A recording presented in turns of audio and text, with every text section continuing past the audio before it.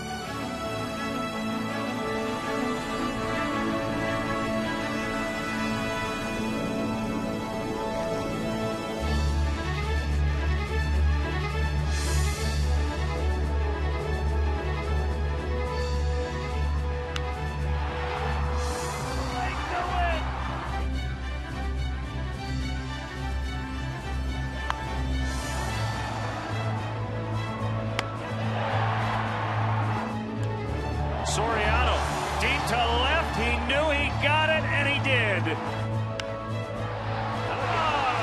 The pitch. Cubs win! Cubs win!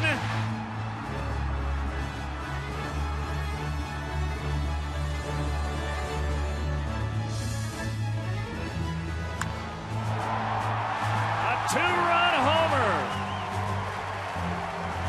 It's a throw by Michaels, not in time. It hits him. Alonso has it get past Ivan De Jesus is going to send him.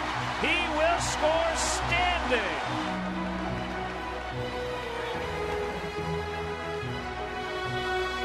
Oh, Cubs win.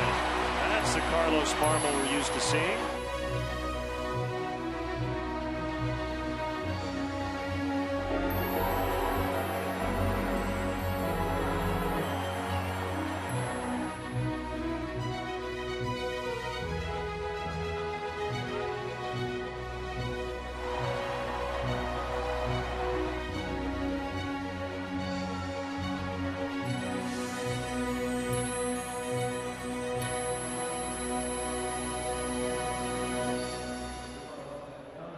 And as we go to break, our Chicago and Northwest Hyundai Dealer Spotlight reminds us to check out the award-winning Hyundai Sonata and the all-new Hyundai Elantra at myhyundai.com. Game day program here. Program scorecard yearbook.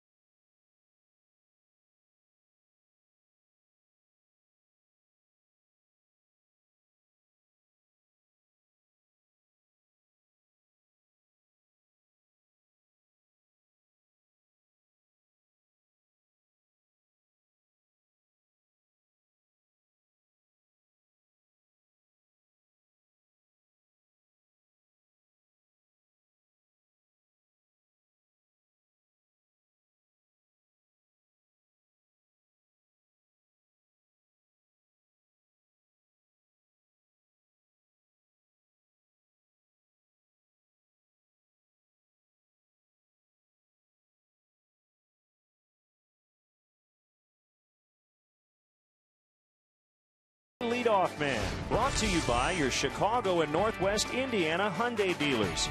Check out the award-winning Hyundai Sonata and the all-new Elantra at myhyundaichicago.com. Well, the weather's been beautiful during this series, and we deserved it. After a very cold start in the first 2 months, it has been just awesome here the last 3 days. And speaking of Wrigley Field in the final home game of the season, this is the 81st home date. The Cubs going into this season, 3 million plus in 7 consecutive years, and they will break that barrier once again for the 8th consecutive time. The Cubs, again, 4 games under 500 at home. Next year they need to be a lot better in their own division as well. 12 games under against the NL Central. Speaking of next year, it's time for Bob's AutoZone tip of the day. The 2012 season starts April 5th at Wrigley Field against the Washington Nationals. The tip of the day is brought to you by AutoZone. For the auto parts, accessories, and advice you need, get in the zone. AutoZone.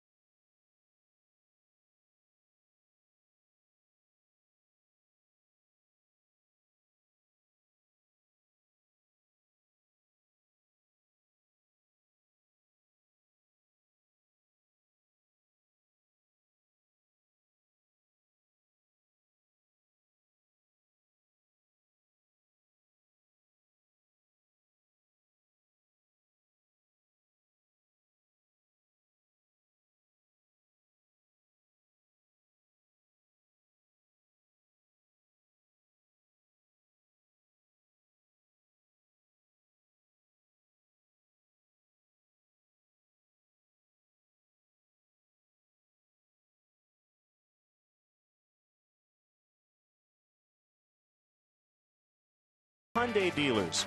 Check out the award-winning Hyundai Sonata and the all-new Elantra at myhyundaichicago.com. Excellent pitching matchup. We'll get into that here in a couple of minutes. Left-hander Randy Wolf against right-hander Matt Garza in the Cubs home finale. Starlin Castro comes into the game today 3 hits shy of 200. He'd love to get that milestone hit here. Keep in mind he leads the National League with 21 3-hit games this season. Number 22 would make it 200 hits, and when he gets there, he'll be the first Cub to get to that milestone at just 21 years of age. So the Cubs will wrap up this season series against the Brewers. They've gone just 5-10 against Milwaukee, but 4-2 here in Chicago. Brewers and Cubs coming up next.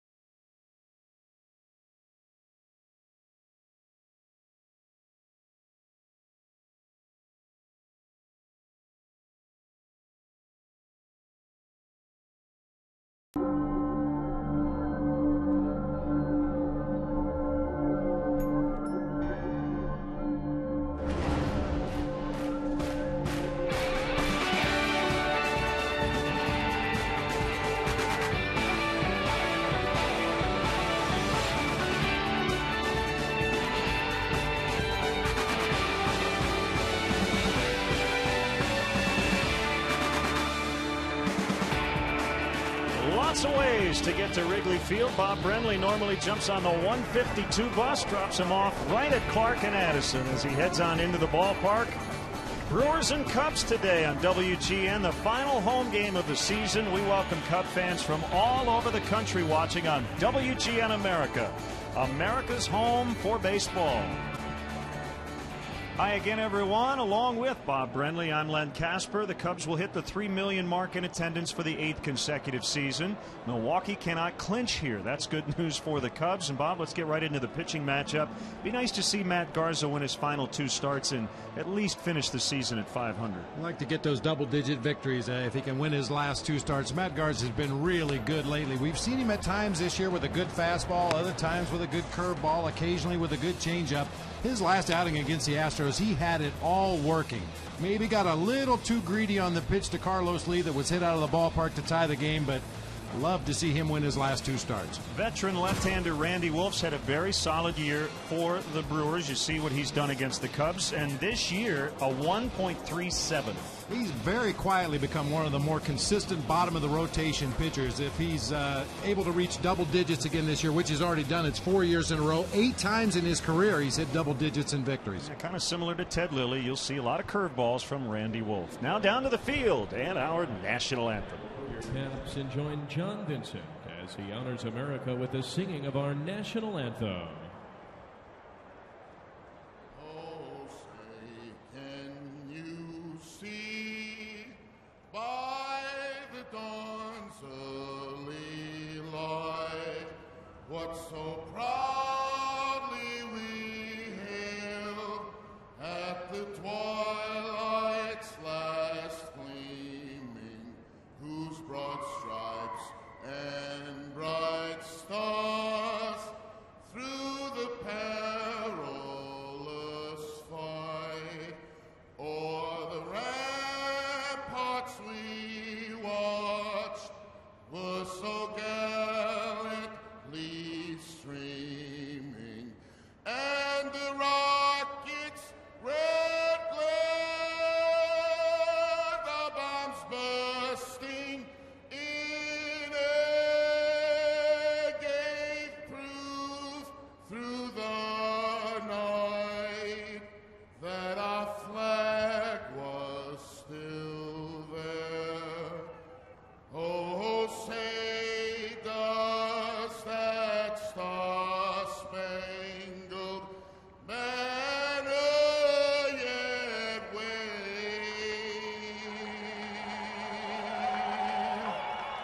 o'er the land of the free?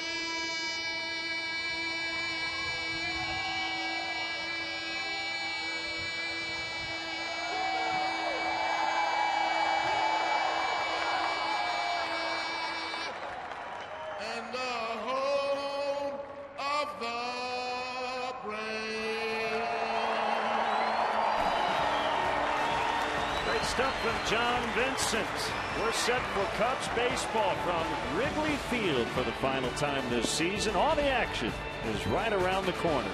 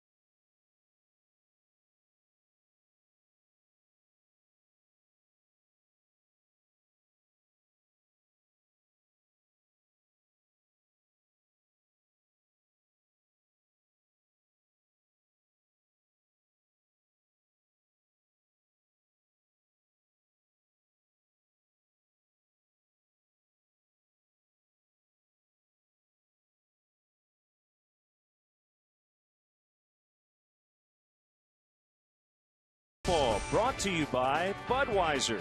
Great times are waiting. Grab some buds. Pepsi Max, the official soft drink of Major League Baseball and your Chicago Cubs. 0 calories, maximum Pepsi taste. Ford, the newest vehicles on the road are now at your local Ford store, like the all-new Ford Explorer SUV, 100% reinvented. Visit localfordstores.com. Ford, drive one. And by the Illinois Lottery. Play the new $200 million cash spectacular instant game from the Illinois Lottery for your chance at over 7.6 million prizes. Hurry, tickets are limited. Chicago Cubs baseball in high definition is brought to you by Xfinity, only from Comcast. Boy, nothing looks better in high definition than Wrigley Field for a matinee game with the sun shining. This is a beautiful setting for baseball.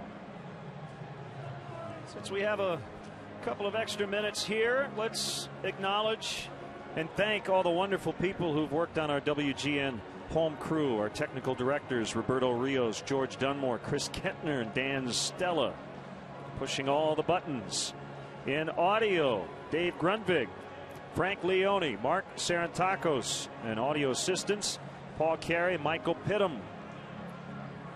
In video, the Bagbies, Kurt and Tom, Dave Campbell, Roy Otaki. Graphics, Tina Cowie, John Marzuski, Danielle Denning on our score box. In our replay room, Steve Casey, Scott Jones, John Eckert, Dennis Gates, Brian Unverzak. And on camera, Bob Albrecht, Joe Amiglio, Eli Clark, Mike Clay, Frank D'Amato, J.D. John Dickinson, Mike Gentile, Clark Gray, Wynn Griffiths, Kenny Lyles, Mike Meyer, Joe Pausback, Brian Reed, Greg Silas, Tommy Skinner, and Jim Tianis.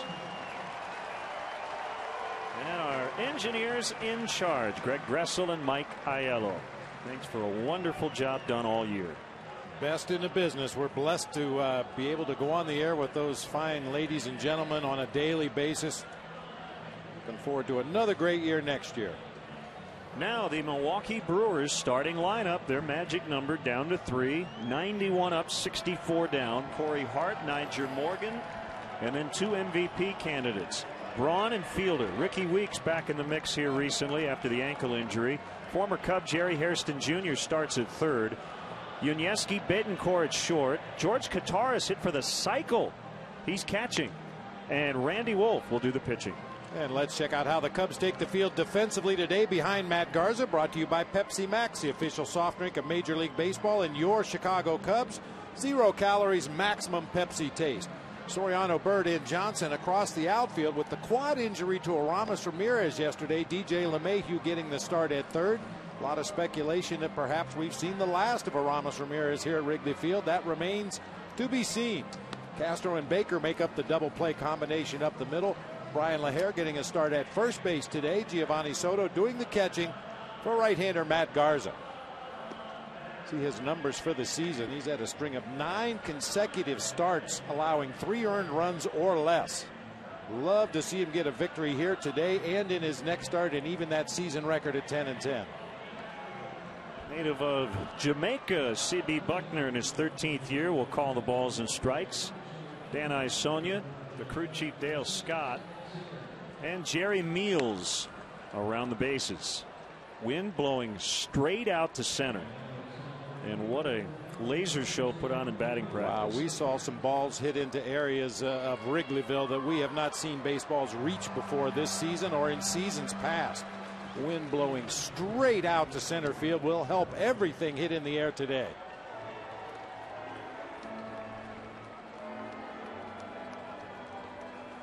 Cubs took the opener 5-2. Milwaukee bounced back with a 5-1 win last night. So the Cubs with a win today could finish up the Wrigley portion of the schedule with a winning homestand. They're 3-2 since coming back home last Friday. And it's Matt Garza to Corey Hart's swing and a miss on a fastball, and we're underway. It could be a dangerous pitch for Matt Garza today. We know he likes to work that high four-seamer across the top of the strike zone, and with that wind blowing straight out, you don't have to get much of it to get it out of here today.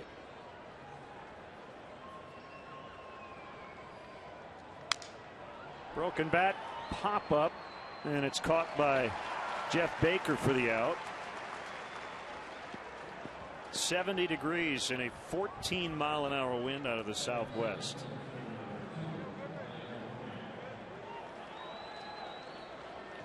Talked about Garza's last outing against the Houston Astros was really good in that game. Went 9 innings through a career-high 124 pitches, although he did not seem to be laboring at any point in that game.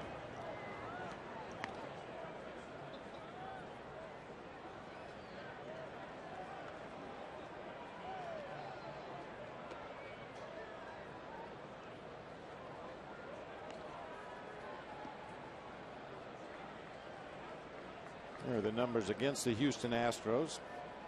All 3 runs via the Carlos Lee homer, a solo shot and a 2-run shot. I thought maybe Milwaukee would reacquire him just for today.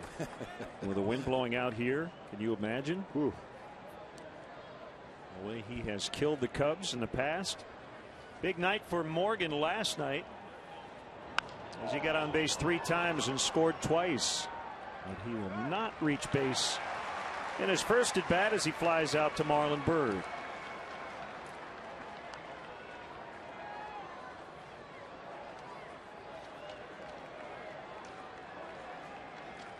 We keep pounding home the idea of the win-loss record not being the key indicator of how well a guy has pitched. Well, Matt Garza has gone 9 consecutive starts allowing 3 earned runs or less. He's been as good as just about anybody in the league, yet when you look at his season record, 8-10, far from indicative of how he's pitched.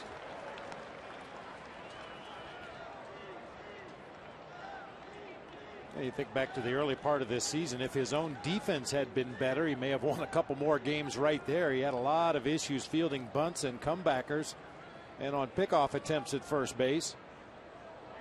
Had stretches of the season where the team didn't score many runs for him.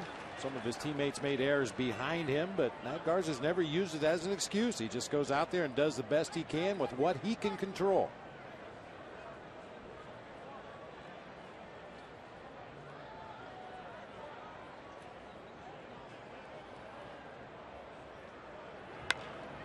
Golfed in the air to center. Byrd makes a grab, and they go down 1, 2, 3. All the outs, fly balls.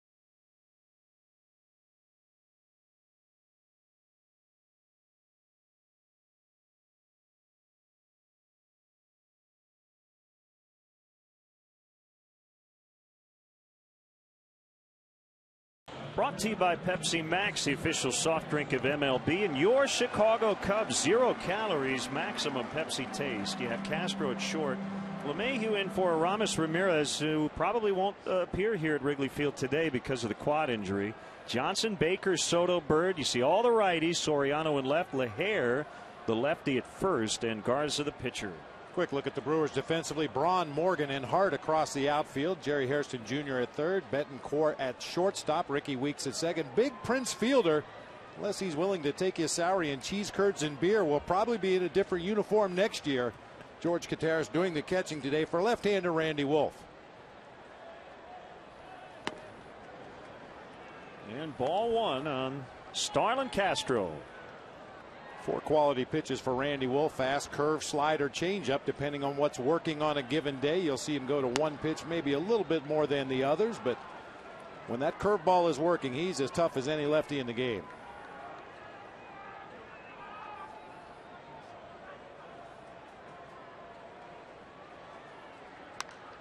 And that's into the left field corner. Starlin Castro gets within 2 hits of 200, and he's going to try for a triple. And he's out. What a relay throw by Betancourt. I mean, he got rid of it in a hurry and nailed him. Tell you what, I have no problem with him trying to stretch that to 3. It took a perfect relay throw to get him. Boy, nice swing. Roped that ball down into the left field corner. It couldn't really see what was happening out there with Ryan Braun, but he took a long time to get the ball back into his shortstop, who made a perfect relay throw on to Jerry Hairston Jr. for the out at third base.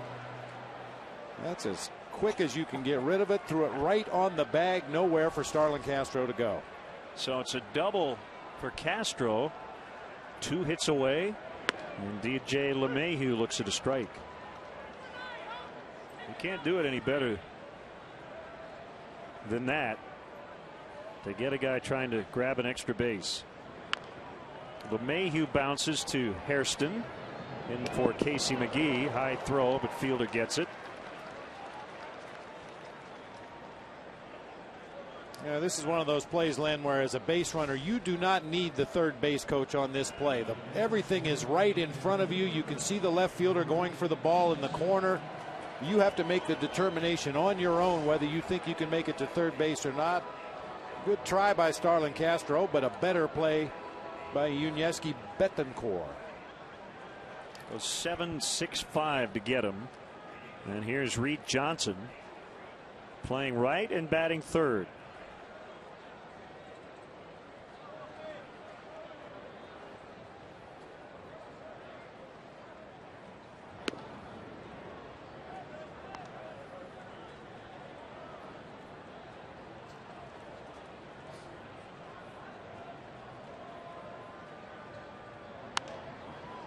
Fouled away off to the right.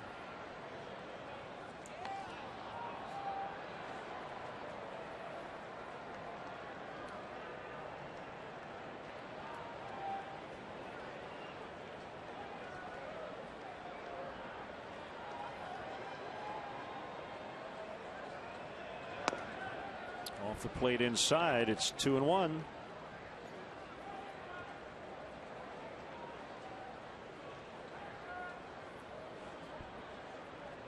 Randy Wolf kind of flies under the radar in this rotation. He's done a nice job. He's 2-0 in 3 September starts. This is the 3rd time in his career he's won 13 games. His career best 16 wins in 2003. Well, we talked about his stuff earlier. He's also one of those pitchers, Len. He fields his position well. He holds runners close at first base, even though he surrendered 17 stolen bases this season. Swings the bat pretty well, can get down a bunt, does all the peripheral things to keep himself in the ball game and have opportunities to win double digits every year. Certainly not intimidated by this ballpark. He's pitched here a lot, and he's had good success lately. 3-2 as this long at bat continues. Jeff Baker's on deck.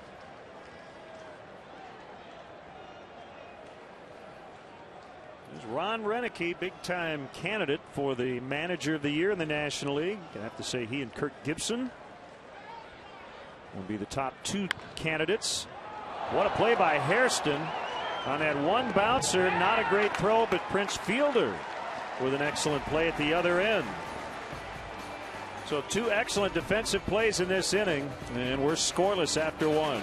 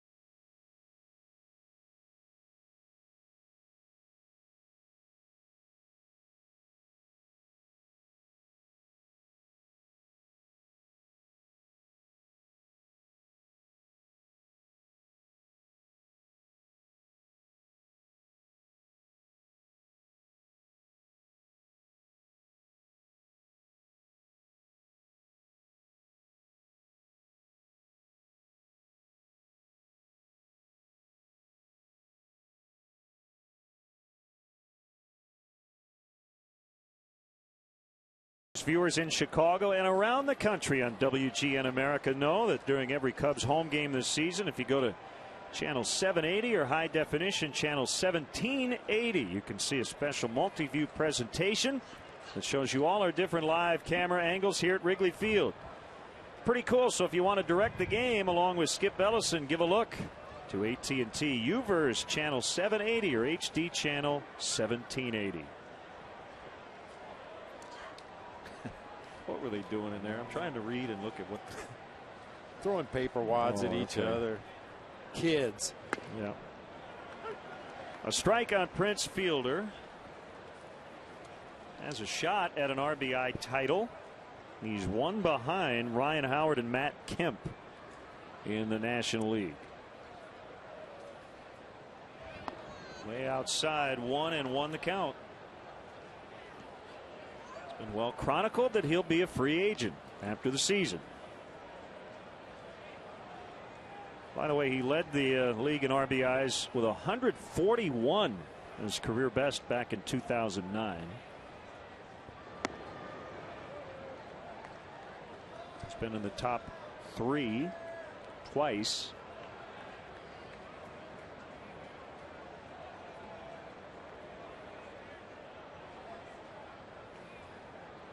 And the 2-1 pitch, swing and a miss on a fastball. As Garza challenged him in the inner half of the plate. If you're going to go up on Prince Fielder, it's better off in than away. That ball was actually pretty much right down the middle and up. Prince has got tremendous power to all fields, but especially to that opposite field when you throw him up and out over the plate. One off the bat handle as he fouls it off. Late comeback by the Cardinals last night.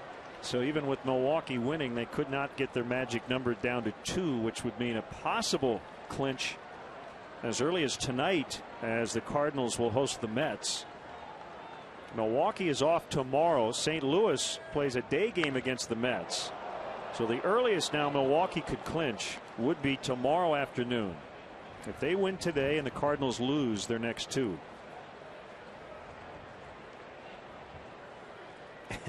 And then you get into the whole, well, you know, the fans want you to clinch at home, whatever. Well, if you're Ron Renicky, you want to clinch as soon as you can. It doesn't matter how, where, whether you're playing or not. Fielder strikes out. That's the first punch out for Matt Garza. After a series of pitches up in the zone, Matt Garza drives that fastball to the outside corner, actually off the outside corner at 95. Fielder tardy as he reached out there for that pitch.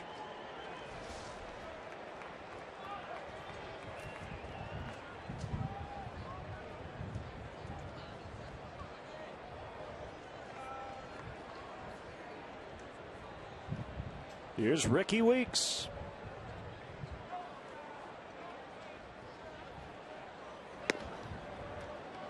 Sliders outside, ball one.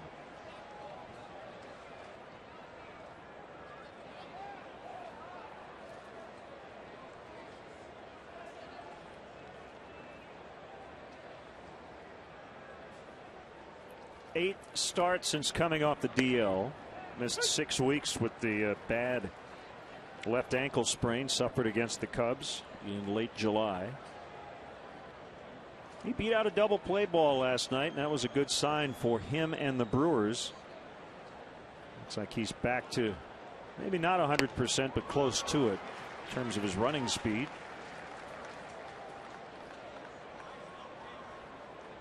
As far as swinging the bat, looks like Ricky Weeks could still use a few more games to get up to game speed in that batter's box. Not only has he been tardy on some pitches, but he's lost his balance on a few swings and fallen out across home plate. Looks like he's just searching for that comfort zone that he had earlier this season.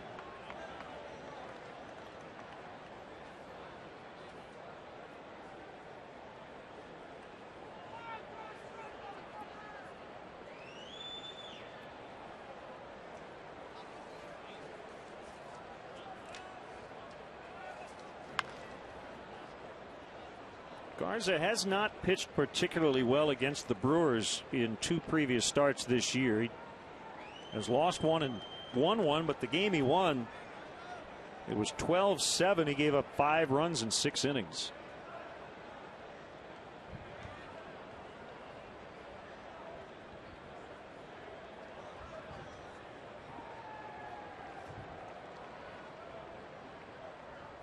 Two changeup is low.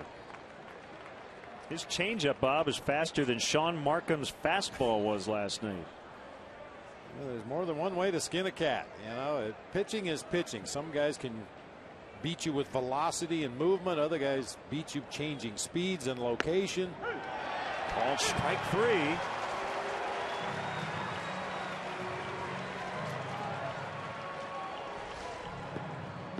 The pitch that time working its way to that outside corner, just freezes Ricky Weeks. Near the outside corner.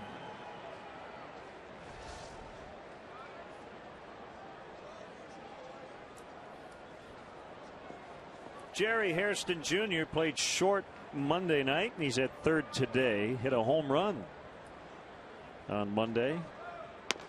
It's his only hit in his last 21 at bats.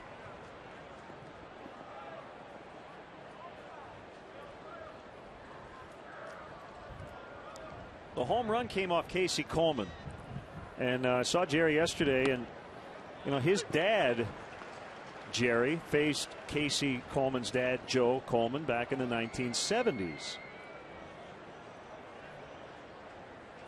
Jerry's grandfather Sam had a brief major league career, played a lot in the Negro Leagues, but he was in the American League at the same time Casey's grandfather Joe was in the AL. How about that? There's Casey, pitched well the other night. No score in the second.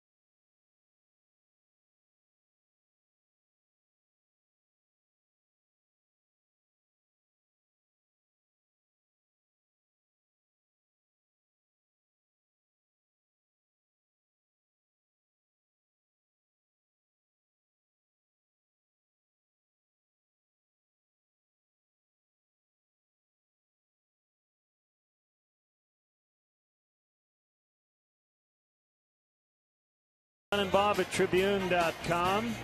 You can follow us on Facebook and Twitter as well. All right, to keep in touch even after the season. Love to hear from you. Jeff Baker will lead off for the Cubs against Randy Wolf here in the second. Baker 9 for 21 with a home run versus Wolf. And he's normally in there against any lefty. And he usually has good numbers against these left-handed starters. I'm sure Jeff looks at the schedule. You know, when the Pirates are coming in, is Paul Maholm pitch? Ooh, he is. I'm probably in there that day. Randy Wolf. Ooh, can we get that one? Yeah, the life of a platoon player. You know, when you have those kind of career numbers against lefties, that's what you live for.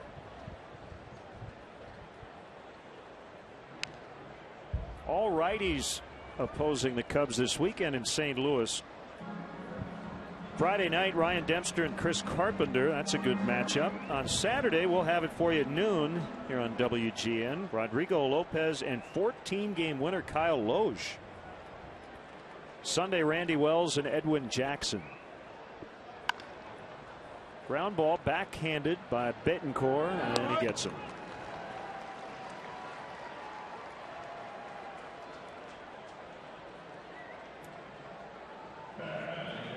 And I'll bring up Giovanni Soto.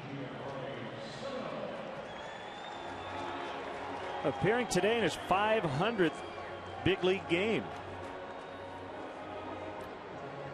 Had a huge night on Monday, 3 for 3 with 2 homers and all 5 Cub RBIs. And he's hit 3 career homers off Randy Wolf, tied for the most he's hit off any pitcher. He hit 2 against Wolf in Milwaukee on June 9th of last year, and his first homer this season was off Randy Wolf at Miller Park on April 8th.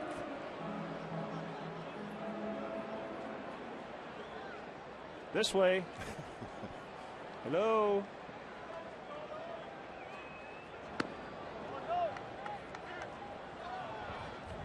Well, a lot of things to take in here at the ballpark, and sometimes the action isn't only on the field. It's out on the concourse, in the walkways, or behind a purple umbrella.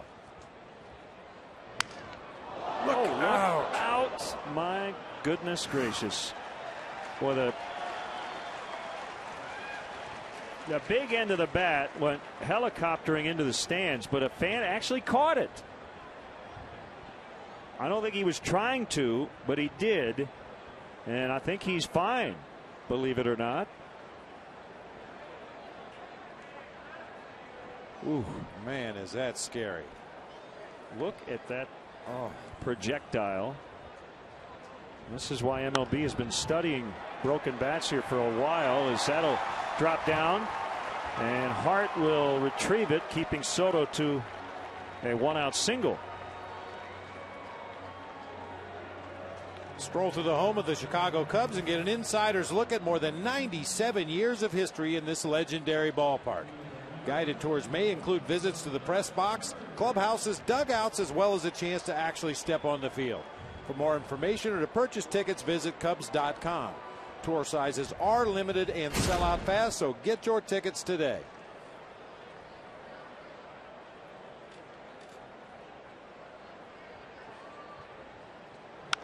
Marlon Byrd lines out to Ricky Weeks.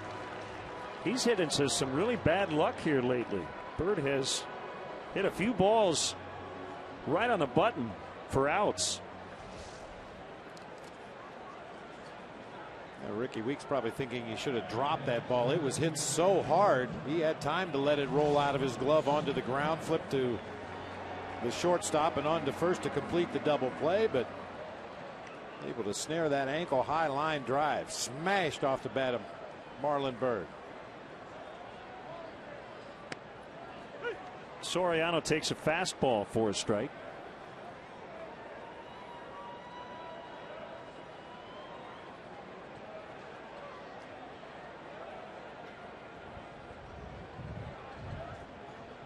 Short lead by Soto at first, and the curveball is bounced foul. 0-2.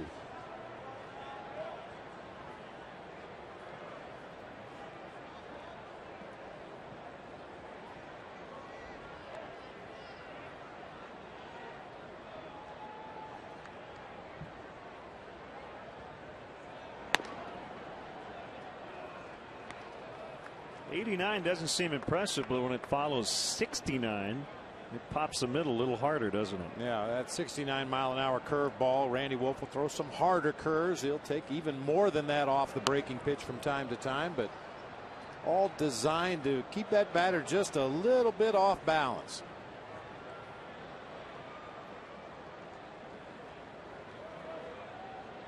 From Southern California, went to Pepperdine. Grew up in the suburbs of Los Angeles, West Hills. Foul tip, strike 3. And the inning is over. A single, no runs, still scoreless at the end of 2.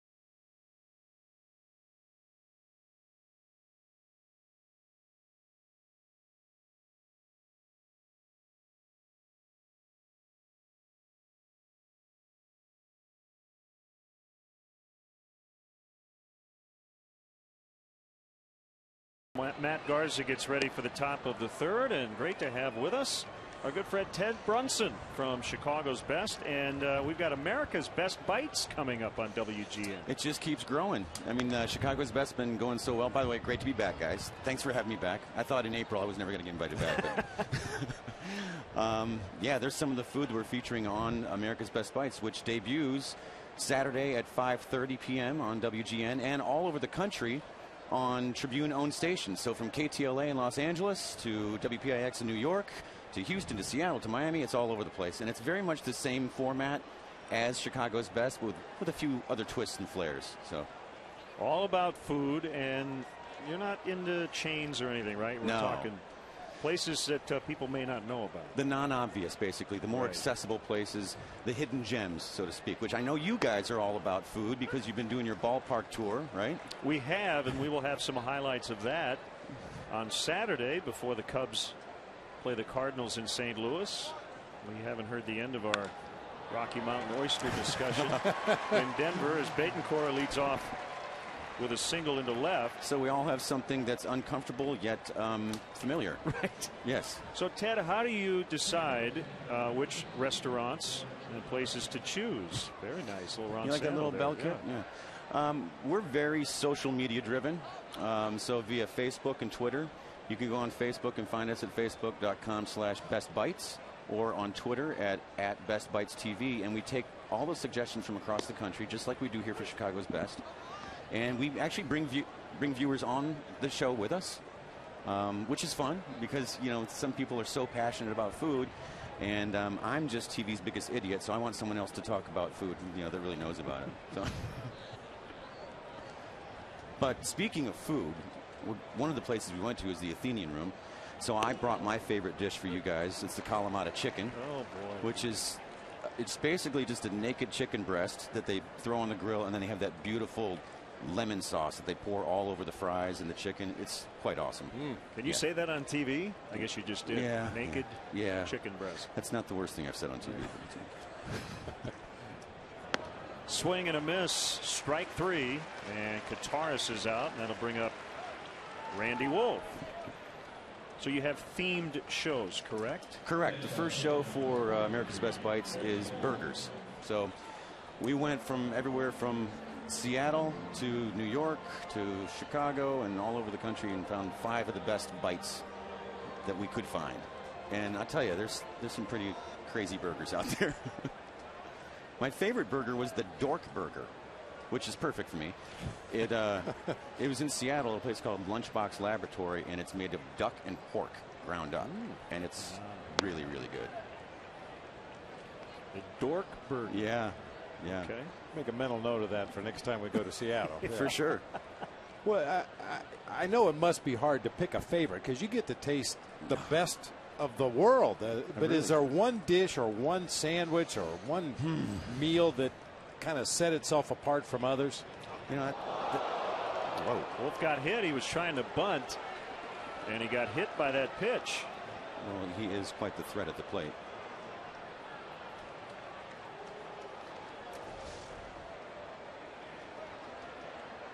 And that got his pitching arm, too.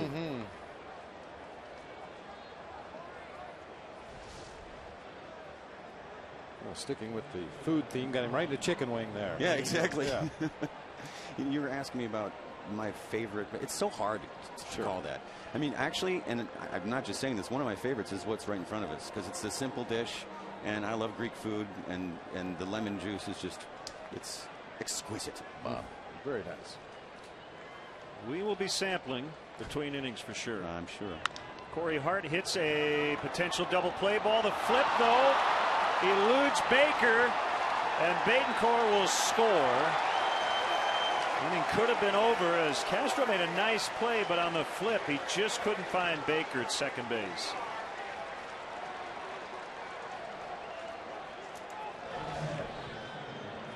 A nice play by Starlin Castro just to get to this ground ball up the middle of the field. Then that backhanded toss to Jeff Baker, who had already come across the bag on the shortstop side, is behind him. And even more unfortunately, nobody there to back up the play immediately. And the Brewers shortstop, after hitting third base, realizes that ball is in no man's land, and he scampers that last 90 feet to score the first run of the game. Here's Morgan, still first and second with one out. That was not pretty, guys. No, it wasn't. So again, America's Best Bites, 5:30 this Saturday, debuts on WGN and WGN America. And go to americasbestbites.com for airtimes. And as Ted said, go to facebook.com/bestbites. And you can chime in and tell Ted where to go next time. Just tell me where to go. I'm the puppet. Just send me. I'll eat the food and drink the beer, and it's a tough job. I was going to say, you have a pretty good gig. Hey, listen, I've been trying to get you guys on for the past year, so the off season's coming up soon, so maybe you could join me on one of the segments. I would love to do that. Sounds great. Good deal. You could take me to your favorite place in Chicago. Okay. Okay? That sounds good. Ted, thanks for the time, and we look forward to checking it out this Saturday on WGN. Always good to see you guys. Thanks Ted. Appreciate it. Thanks for the food, too. You got it. He always brings gifts. I'll give you the tab. T-shirts as well.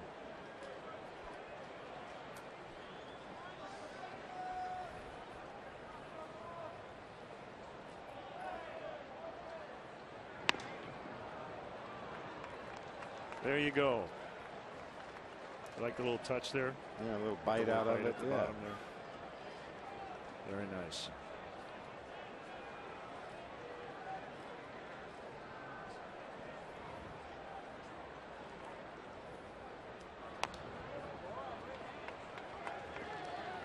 Why am I hungry all of a sudden? We had a big lunch too.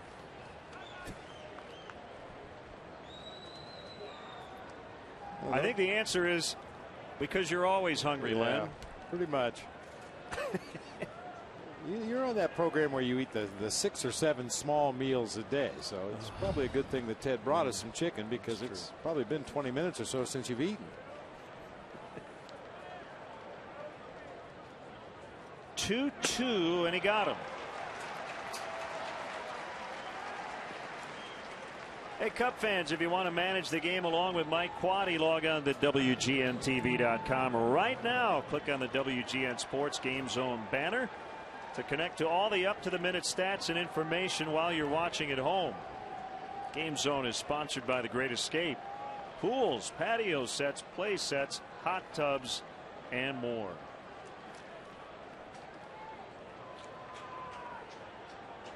Not out of the woods yet, with Ryan Braun at the plate, leading the league in hitting. Almost hate to say it, but he's had a fairly quiet series. Came in at 332, 1 point ahead of Jose Reyes. And with the kind of stats that Ryan Braun has put up this year, as you might expect, he's done really well in this particular situation. Runners in scoring position in 2 outs. He's carrying a .308 batting average. 1 for 10 with an RBI in the series. And he's down 0-2 this time.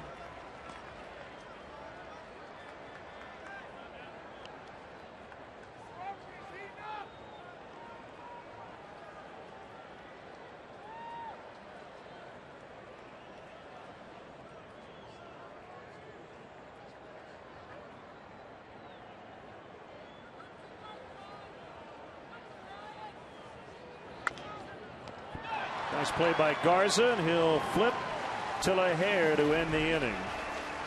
They get the first run on an error. It's 1-0 Milwaukee.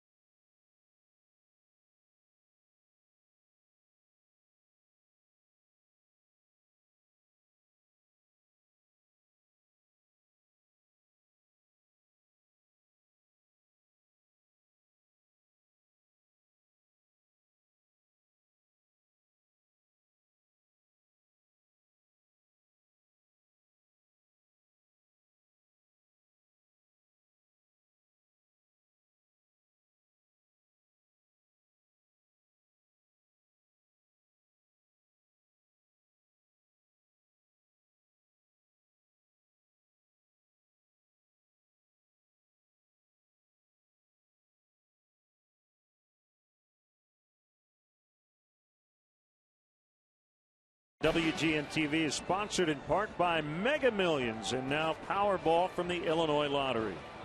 Friday's Mega Millions jackpot is $86 million. Tonight's Powerball jackpot is $25 million.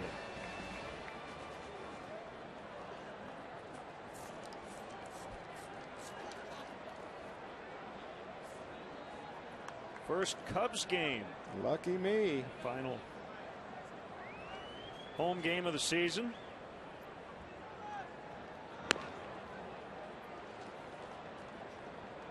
Great to see members of the Cubs front office, and they're out handing baseballs to fans today. There's the Executive Vice President, Chief Sales and Marketing Officer Wally Hayward in the bleachers, chatting with fans, expressing their thanks for all the support. Again, the Cubs will jump over the 3 million mark for the 8th consecutive year. I think the 4th or one of 4 teams currently with a streak that long in baseball. Brian LaHair to deep left. Off the wall. He just missed a home run. Just to the left of the well. If it's 3 feet to the right, it's a home run. As it is, it's a leadoff double.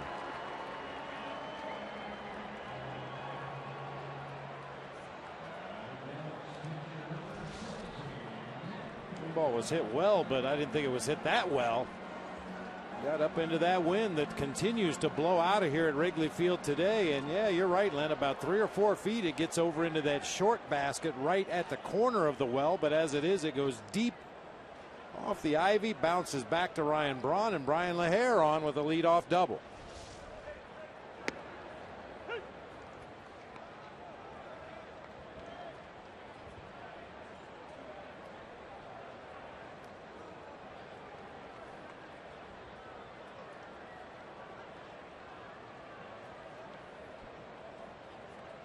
One strike on Matt Garza.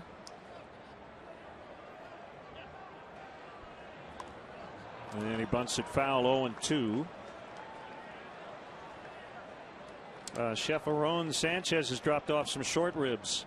Are you still hungry? I will be. Thanks to the chef.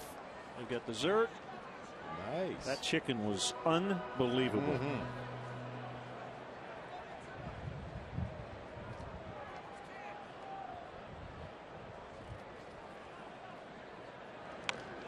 Hold on the ground. Betancourt will throw to first.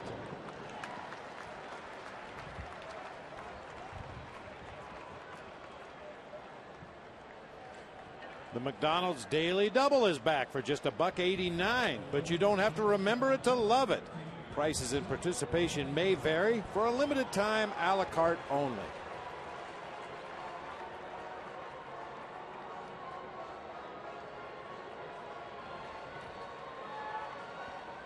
Here comes Castro. On base streak has continued. Career high 34 games. 198 hits, leading the league. And that'll squeak into left. LaHair coming around third, and he'll score. We'll see how Bob Rosenberg scores it. A base hit. That's 199.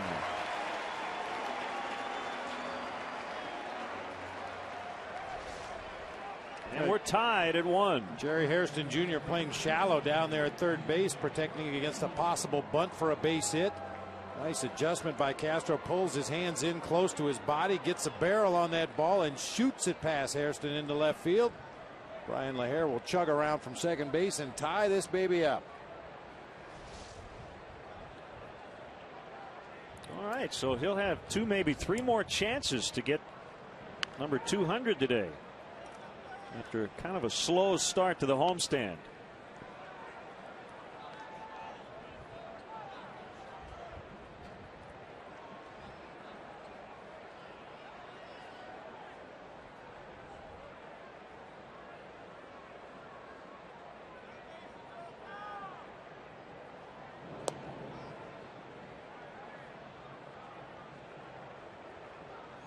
Let's see if Castro tries to get himself into scoring position here with 1 out in the inning. I mentioned earlier, Randy Wolf has surrendered 17 stolen bases. Only 1 runner has been caught while Wolf has been the pitcher on the mound, and the Brewers catcher George Kateris has only thrown out 11% of the base stealers this season.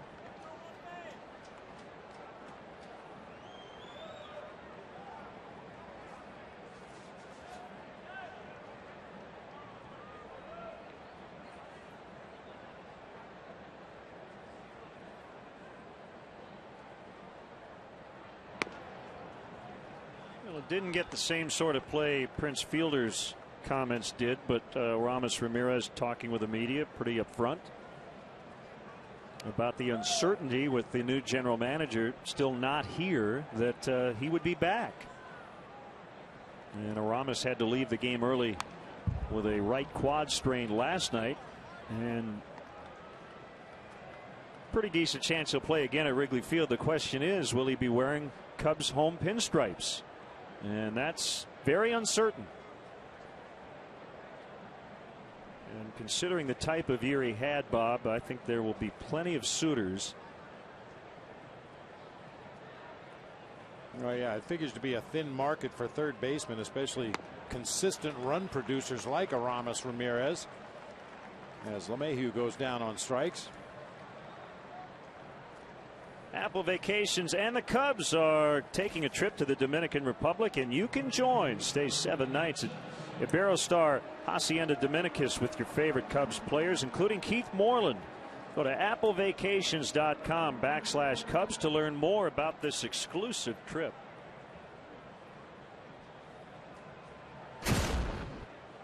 You can hang with Zonk, and he'll probably be wearing that shirt.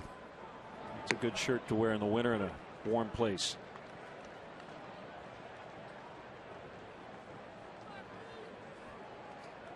I think Zonk thought the trip to the Dominican was today. He's got shorts on, too. Beautiful day here at Wrigley. Maybe not quite that warm, but he's getting ready for that trip to the Dominican.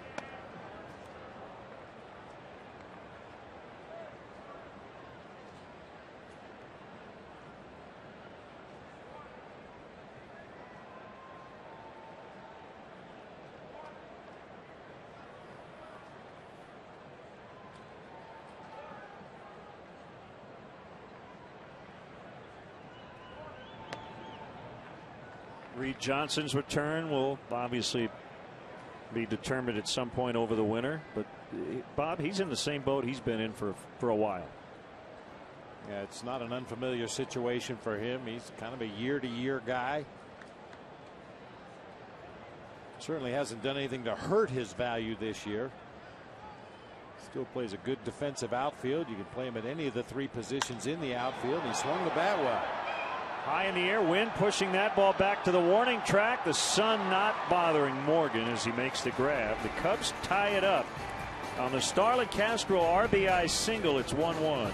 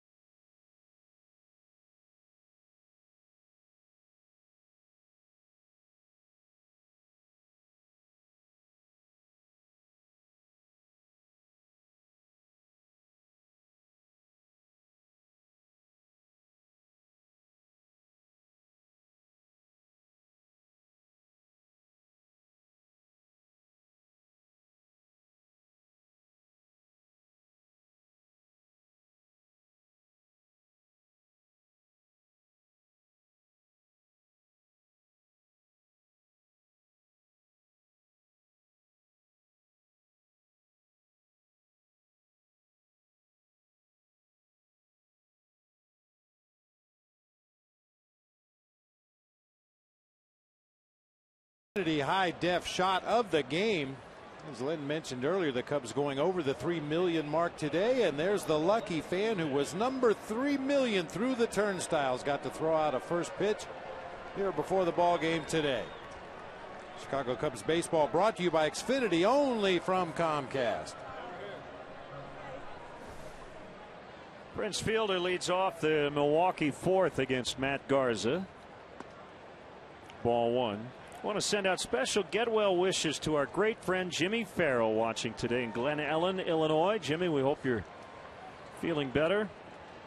And we want you to know that everyone with WGN and the Cubs sends along their best to one of the best guys around. And we miss you every day. Yes, we do. Long-time umpire room attendant here at Wrigley Field. Tom Farinella now does a wonderful job. Have you been in the new umpire's room? What do you think? You would be welcome in there before they all show up. Yeah. I took just a brief tour of it a couple weeks ago, and they did a nice job. It's on the other side of the field It is. now. Yeah, it's on the first base side. In the past, the umpires have gone through the Cubs dugout to get to their dressing room, but now it's on the first base side of the field. Fielder draws the walk.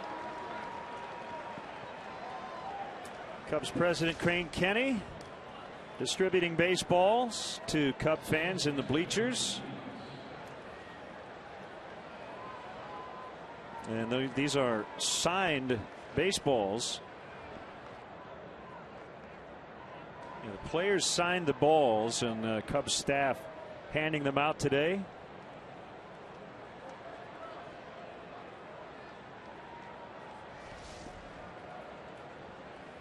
On a nice gesture. Here's Ricky Weeks. Big happy birthday wishes to Frania Turley of Michigan City, Indiana, from your daughters Kathy, Cindy, and grandson Nebula. Love to 90 years.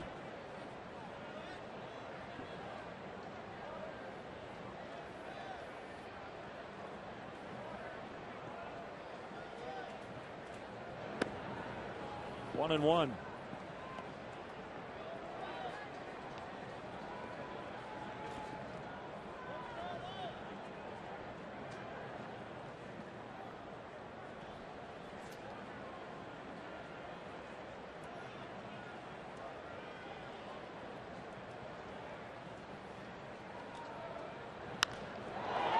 Ball crunched to left, but he pulled it too much.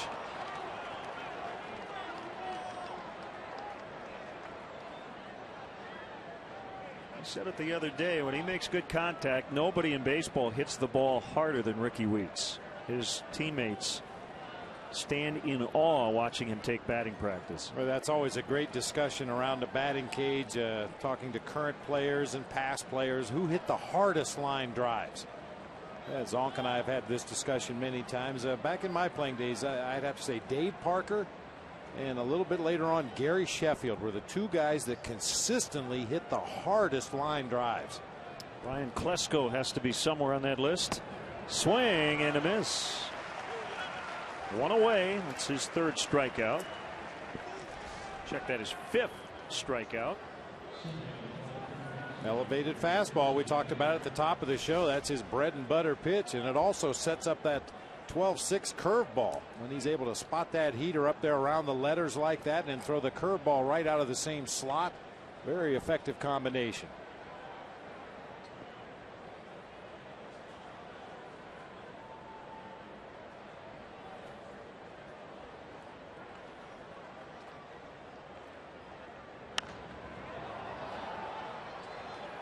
Soriano's got room.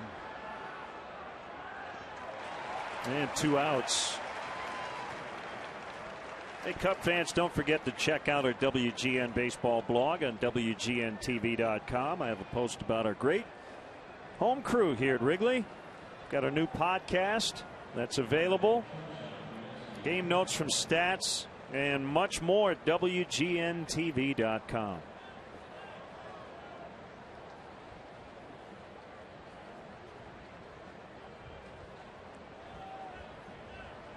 First pitch or second pitch? When's Bettencourt going to swing? First. Okay. That's an easy guess, though.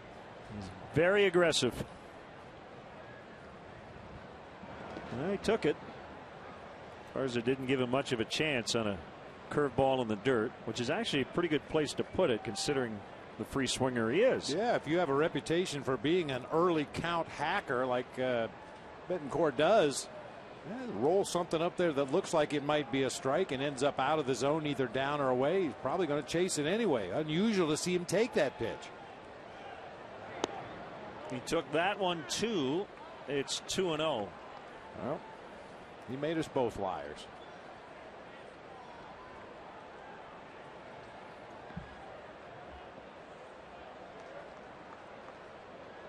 He's going to swing here, though, right? Well, you would think so. And he pops it up on a 2-0. LaHare will make the grab. Leadoff walk, but no damage done. It's a 1-1 tie.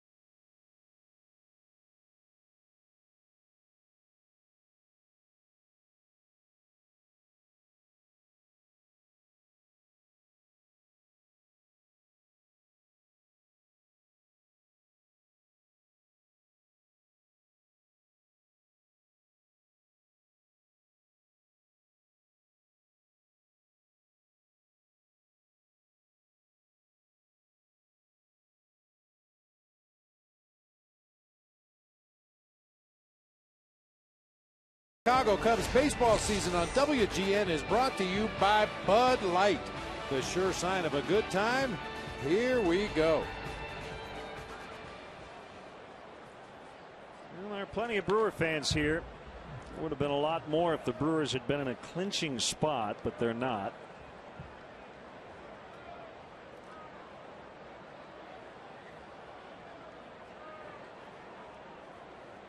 They'll be home to finish the season. 6 games starting on Friday against the Marlins and then the Pirates.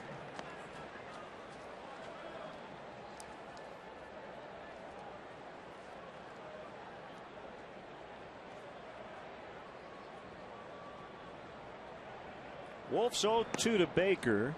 Now 1-2. Got a final already. Early game today. Cincinnati beat Houston 2-0. Bronson Arroyo went the distance to improve to 9-12, a 6-hit shutout, no walks, 2 strikeouts. He beat Wandy Rodriguez. Way up in the air and down the left field line, and that ball will be foul by a couple of feet. Not by much. And the wind direction today actually may be pushing that ball back toward fair territory. Well, that ball didn't have the same kind of hook as some of the balls we've seen hit down the left field line. It ended up a lot closer to that foul pole than I thought it was going to be.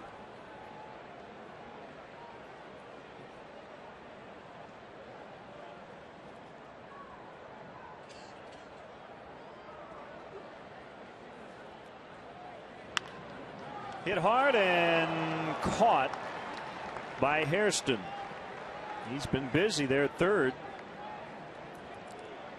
which is not a big surprise with Randy Wolf on the mound, all these righties. Absolutely. You know, going in, when you have a left-handed pitcher on the mound that likes to throw breaking balls and change-ups to right-handers, you're probably going to have a lot of action on that left side of the infield. And Jerry Hairston has not only had a lot of action, but a lot of hard hit balls come his way down there at third base already.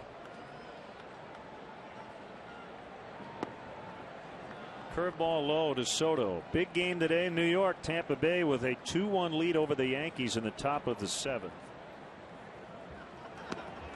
Rays are still 2 games back of the Red Sox in the American League wild card race, and that's the first of 2 in New York. Day-night doubleheader.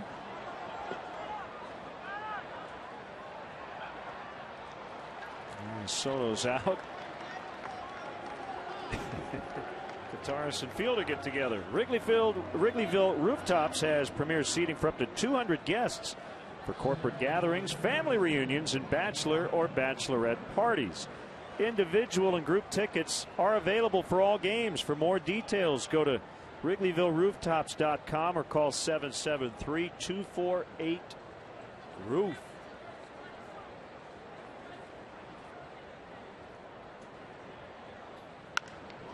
Byrd lines out again. Heartbreak for Marlon Byrd. He should be 2 for 2.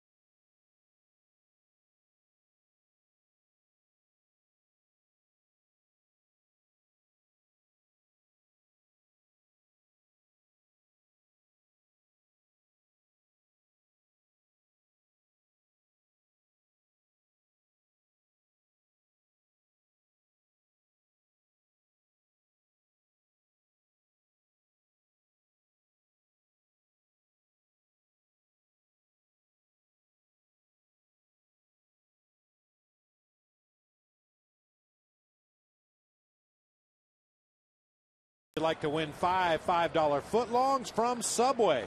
Just be the 500th texter to text Subway to 97999. Go to WGNTV.com for complete information and rules.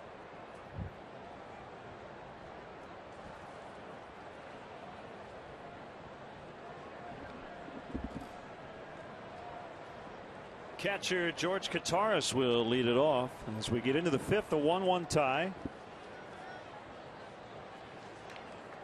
Kataris hit for the cycle on September 3rd in Houston. 4 hits, 1 of each. 7th cycle in Brewers history. I think cycles and no-hitters are similar in that anybody can do it. I mean, if a backup catcher can do it, that's taking nothing away from George Kataris, but I would say an unlikely candidate. Based on nothing more than something I heard years ago, I think there have been a lot fewer cycles than no-hitters in the history of the game.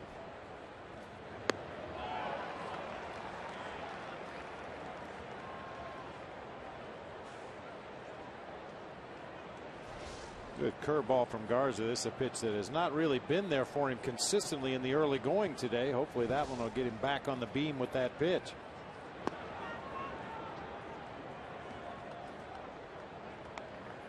Just like a hitter at the plate, sometimes all it takes is one well-struck line drive to get you out of a slump. And for a pitcher searching for one particular pitch and you just can't seem to find the right release point, and you snap that one curveball off perfectly, and ideally it comes back to you. That one ripped out into left center for a base hit.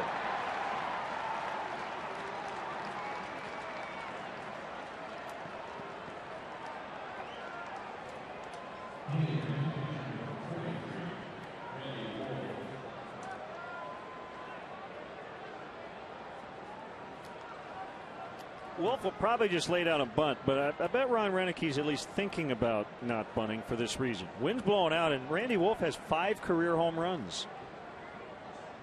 And he got hit by a pitch last time trying to bunt. He did. Good point.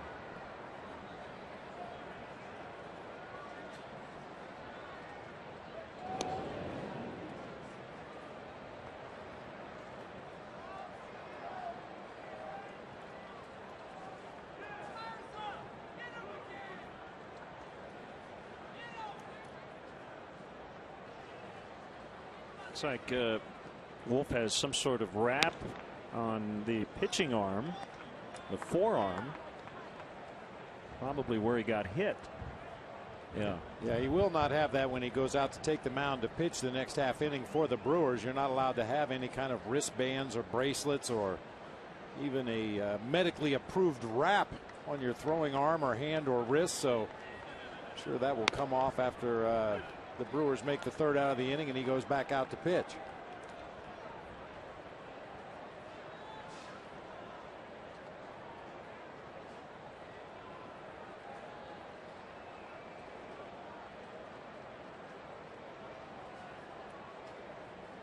We're not always sure who will be the umpire crew for a major league series. But one guy we know will never be behind the plate when Randy Wolf is on the mound is a guy named Jim Wolf. That's Randy's brother.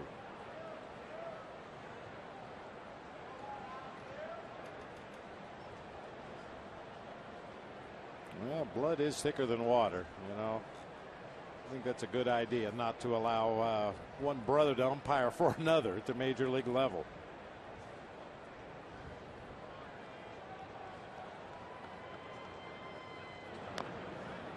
Bunted foul for a strikeout.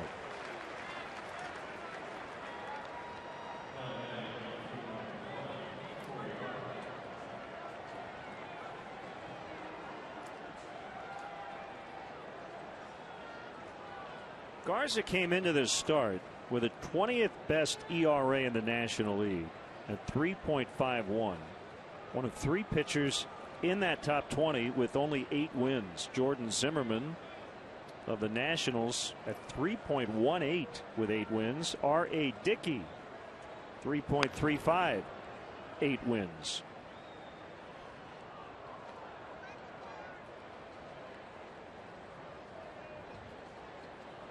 We mentioned earlier Matt Garza has a string of 9 consecutive games started allowing 3 earned runs or less. R.A. Dickey's right at the top of that list with 11 consecutive 3 earned run or less starts.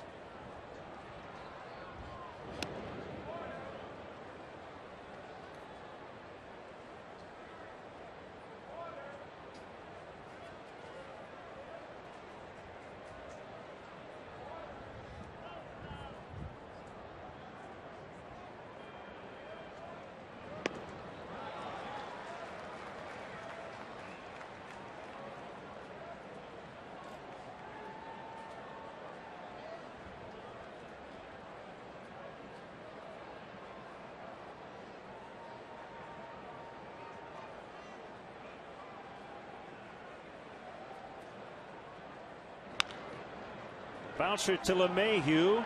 Baker the turn. Inning over. 5-4-3 on the double play. It's Milwaukee 1, the Cubs 1.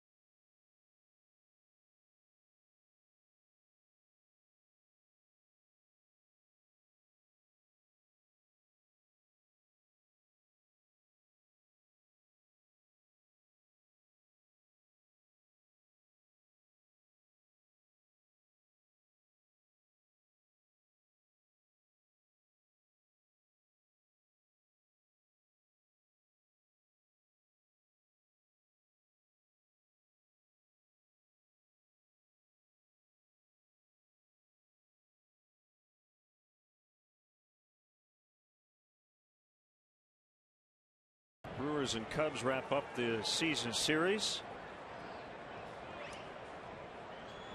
Home team has pretty much dominated. Cubs went 1-8 in Milwaukee. They're 4-2 here.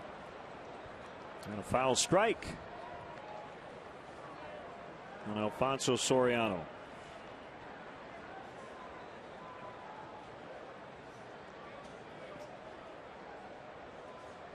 Jim Newell has a big group of about 50 Cub fans from Lafayette, Indiana, here at the ballpark today.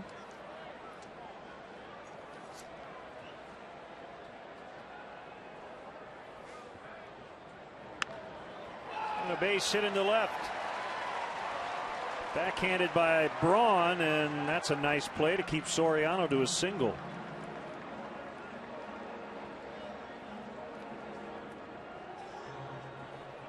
Well, then we've talked a lot lately about the improved defense for Alfonso Soriano in left field. Same thing could be said for Ryan Braun. He was shaky at best when he made the move from third base out to left field. But he's worked hard and has become a more than adequate left fielder.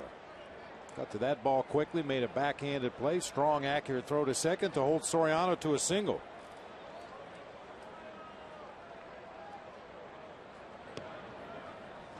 Well, you have to also remind people about left fielders. A lot of times that's your weakest defensive player.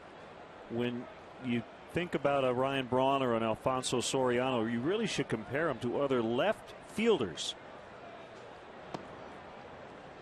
It's not fair to compare these guys to Jason Worth. Or anybody in the outfield for the Anaheim Angels. How about that lineup? They've got center fielders everywhere. Yep. Vernon Wells and Torrey Hunter and Peter Borges, Mike Trout, Reggie Willits, all of them center fielders at one point in their career.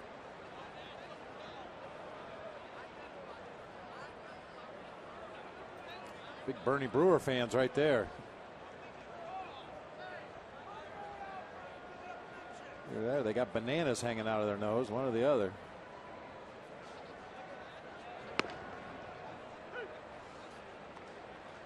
Three and one.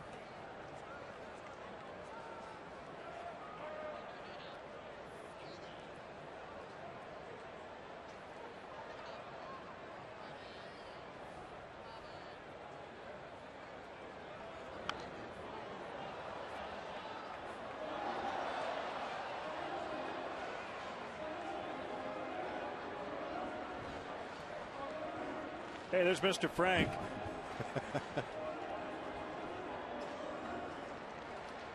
Oh, is he saying I'm Mr. Frank, or is he telling Mr. Frank that that's him? I'm a little confused. So is he. Wolf comes all the way back after a 3-0 start and strikes out Brian LaHare.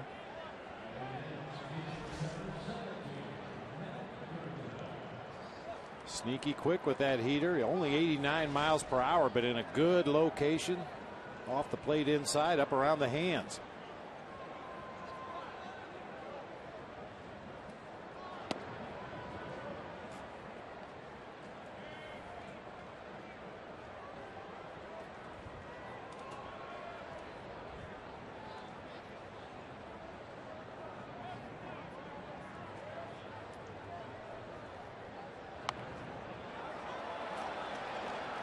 Work.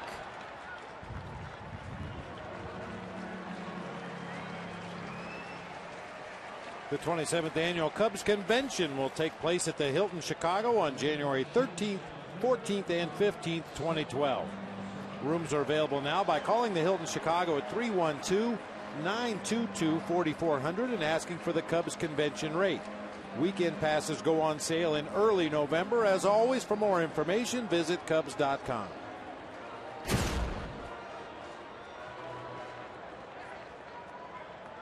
Could be a milestone at bat here for the man with 199 hits, Starlin Castro.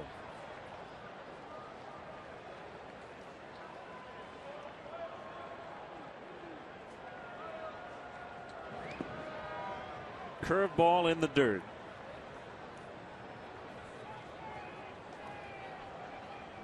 Be the youngest Cub ever to get 200 hits in a season. 5th major league player since 1940 to get there at 21 or younger. And will be just the 16th player overall in Cubs history to get there, but he won't get a chance. They're going to walk him. Not in this at bat. He won't get that opportunity.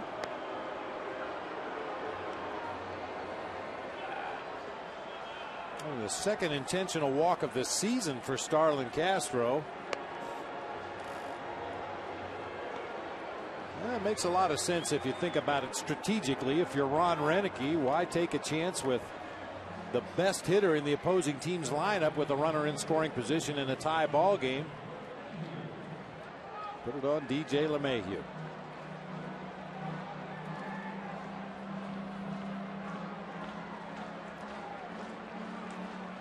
Max and Margaret Weekly are celebrating 65 years of marriage. From Bourbon, Indiana.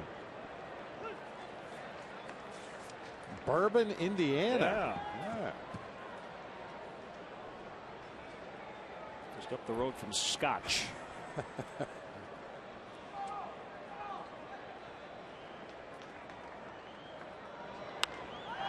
Fly ball deep center field. Morgan can't get it. Lost it in the sun, maybe. Soriano and Castro will both score. DJ LeMahieu makes the Brewers pay for that intentional walk, and it's 3-1.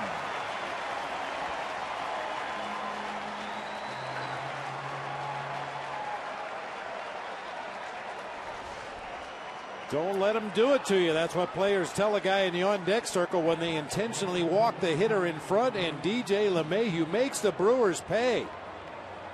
Elijah Morgan looked like he was in pretty good shape to make the play out there in center field, but may have lost it in the sun right at the very end. It drops at the base of the ivy in straightaway center field.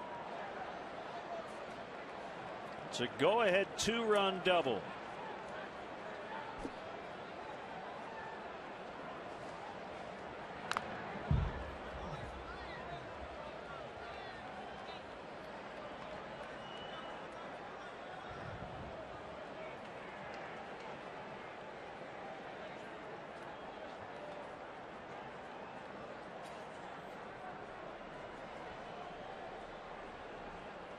See the jersey flapping in the wind, which is blowing pretty hard right now. You got the sun as a major factor. At the wall to deal with. Well, one of the great challenges for defenders, Wrigley Field plays different every day. Yeah, the wind blowing in, across, blowing straight out, bright sunshine, gray skies. You never know what you're going to get when you show up here at Wrigley Field, but it presents a challenge on a daily basis.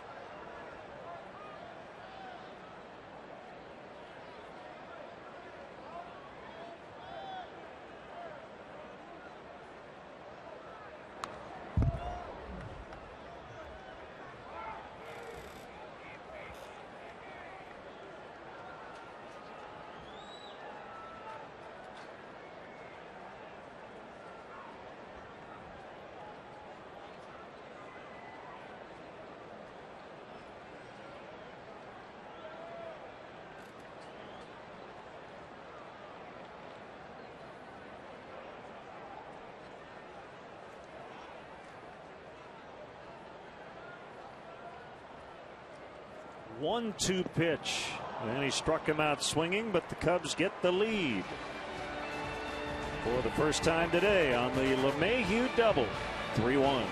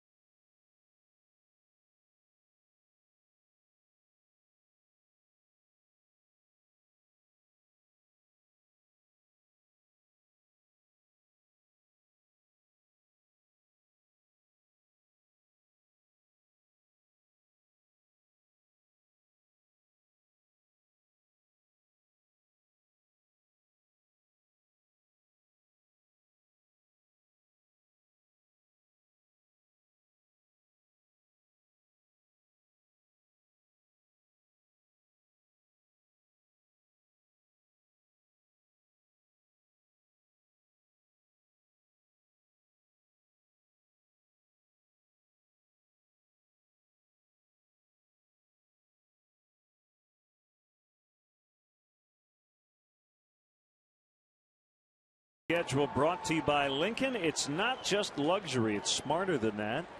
Feel smarter at Lincoln.com. Cubs Cardinals, always fun. The Cubs will try to knock the Cardinals out of contention this weekend. We'll have the middle game right here on WGN Saturday afternoon at noon Central.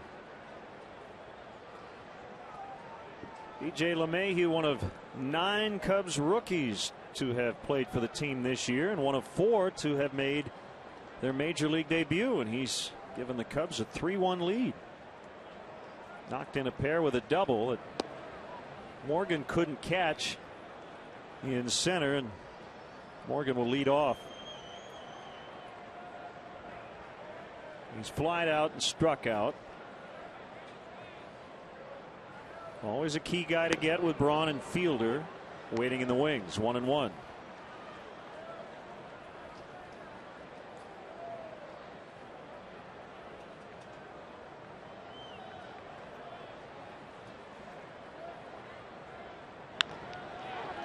Base hit in the left.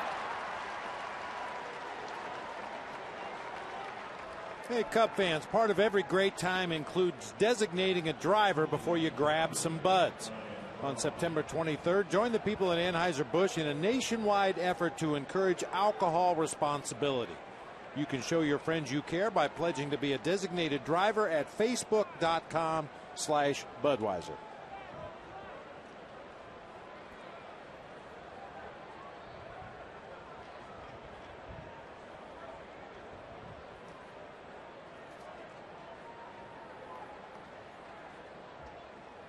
Ryan Braun, ground ball. LeMahieu will feed Baker.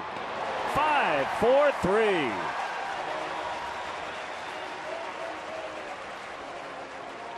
Second double play turned in the last 2 innings by the Cubs. They've both been around the horn. A slick pickup that time by DJ LeMahieu. A worm burner off the bat of Ryan Braun. Hit hard, low to the ground. He keeps his glove down there, gets to the ball. Easy double play for the Cubs that time. That makes Ryan Braun 1 for 12 in the series. Fielder fouls.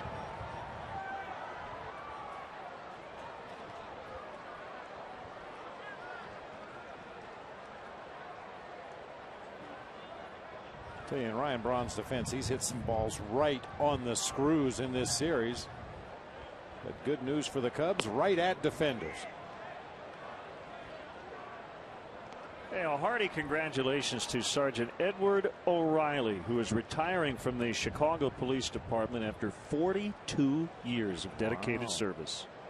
Enjoy your retirement. Yes, indeed. Well deserved.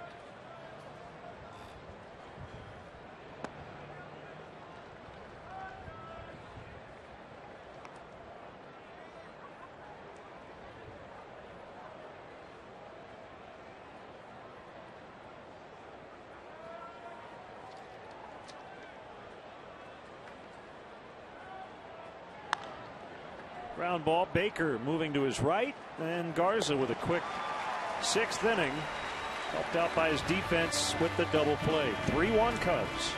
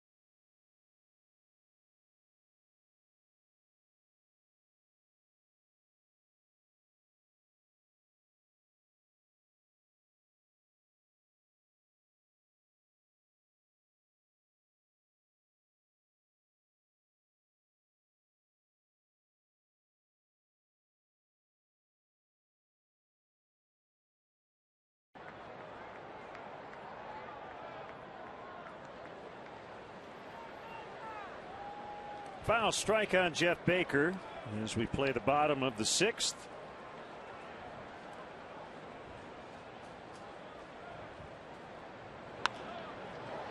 Right center, Morgan coming on, but he won't get there. It'll be played by Corey Hart. And Baker has his first hit today. A little more room in front of the outfielders today because everybody's playing deep. They've seen the way the ball carried in batting practice, and through the first 5+ innings of this game, all the outfielders are playing a step or two deeper than they normally would.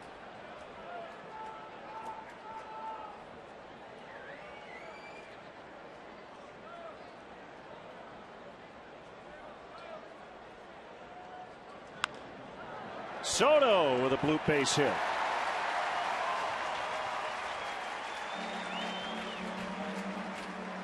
Play the new $200 million cash spectacular instant game from the Illinois Lottery for your chance at over 7.6 million prizes.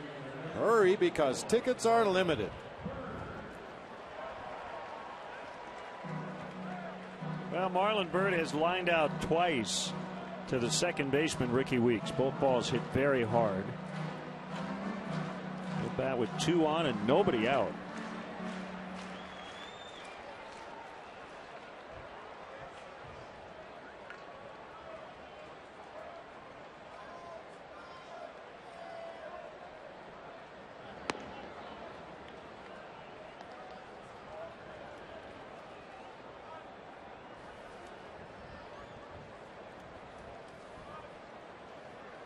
Cubs seem to be well on their way. Young man leading 3-1, trying to add on.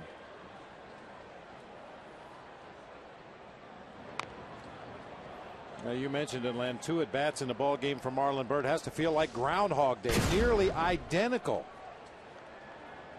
Low fastball, low liner to second. Next at bat, low fastball, low liner to Ricky Weeks at second base again. Almost identical at bats.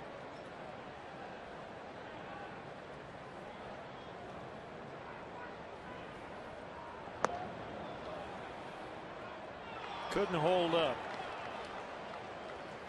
Dan Iasonia made the call, 1-2. Couple of pitches up and away, setting up that hard slider down and in. Marlon just couldn't hold up.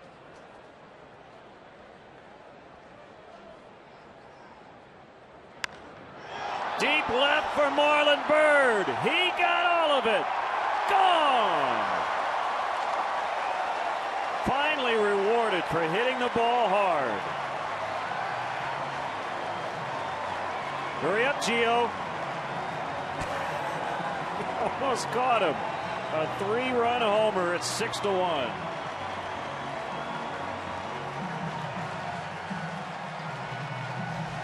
Catch that one, Ricky Weeks. Take a look at our BMW Ultimate Drive of the game. Marlon Byrd with a blast deep into the back of the bleachers in left field. For Byrd, his 9th home run of the season. He's hit the ball hard all 3 at bats today. Big time reward there. Brought to you by your Chicagoland and Northwest Indiana BMW dealers. BMW, the ultimate driving machine. 9 homers now for Byrd. And it's a 6-1 lead. Soriano to deep left.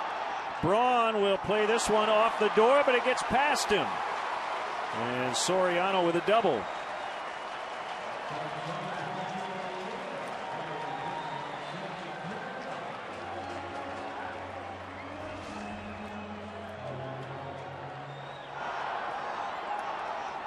Ryan Braun has played that carom pretty well, but not this time. And Soriano safe at second. Safe and secure, New York life.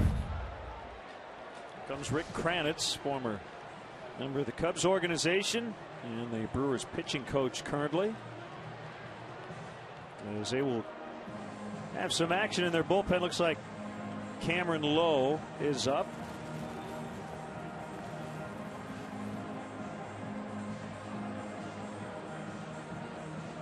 Well, you can't really call what Marlon Byrd does after hitting the ball out of the ballpark a home run trot. He got around third base and realized he had a chance to catch Giovanni Soto and is right on his heels as The Cubs put a 3 spot on the board.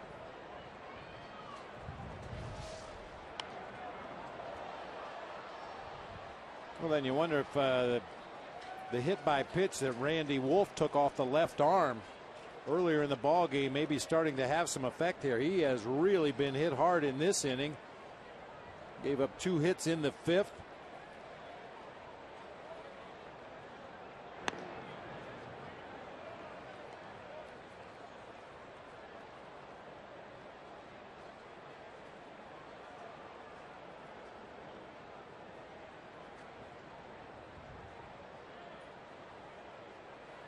One and one on LaHare. Here's a pitch.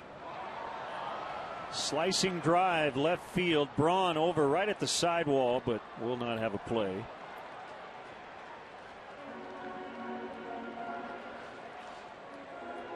Yeah, we got big birthday wishes to send out to one of the biggest Cub fans in the world. Turning 61 today, Bill Murray. Might be watching us today.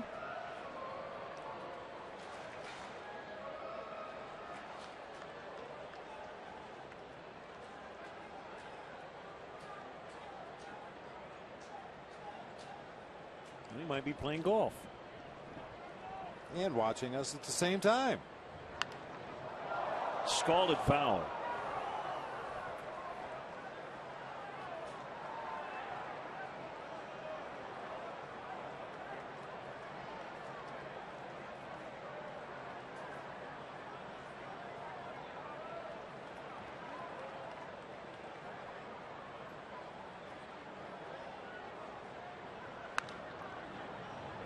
Ground ball to Weeks. That'll send Soriano to third. That's the first out. Yeah, probably not what Brian LaHare was hoping to do in that at bat, but it was a productive out, moving Soriano up to third base. Brewers will bring their infield defense in with Matt Garza at the plate.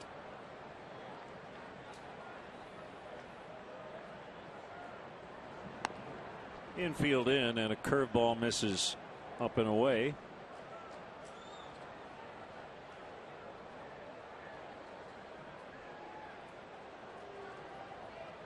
Good to see Matt get some run support today. He was late on that fastball. 1-1.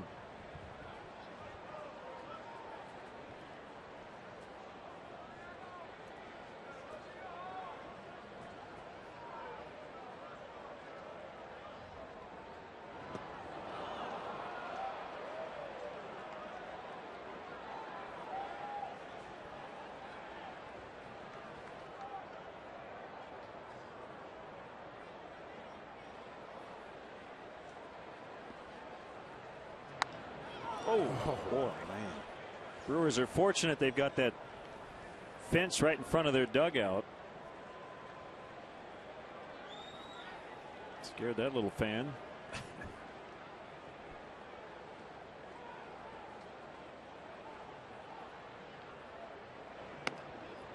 2-2.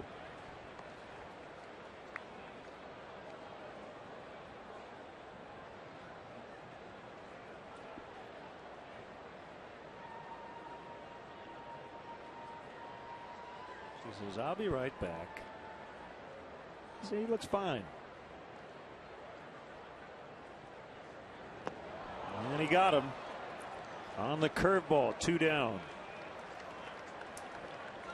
Hey fans, check out the new Cubs Kids Club presented by ComEd, the official kids club of the Chicago Cubs. Help your favorite young Cub fan earn his or her pinstripes.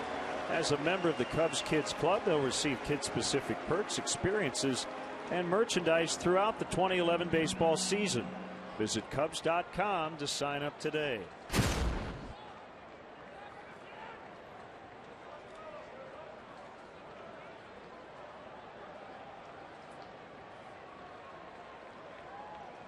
Starlin Castro intentionally walked on his third plate appearance. And then DJ LeMahieu followed that up with a go-ahead 2-run double. They'll pitch to him here. And the Cubs leading 6-1, even though they've got a base open. A bouncer to Betancourt. And that's the inning. But a 3-run homer by Marlon Byrd stretches the lead to 5.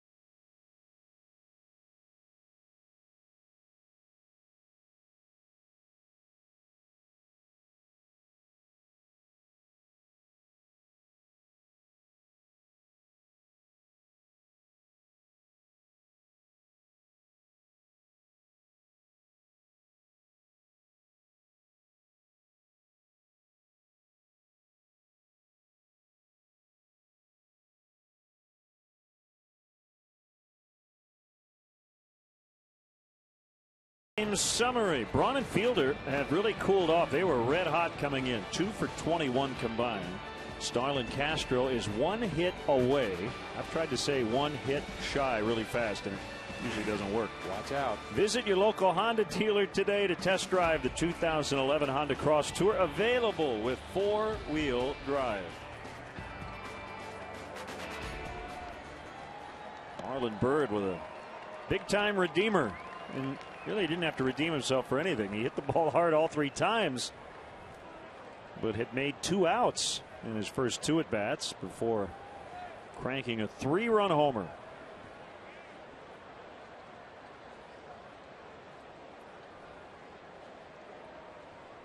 Annual tradition on the final home date of the season is that the Wrigley Field grounds crew from the playing surface leads a stretch, and that'll happen again today.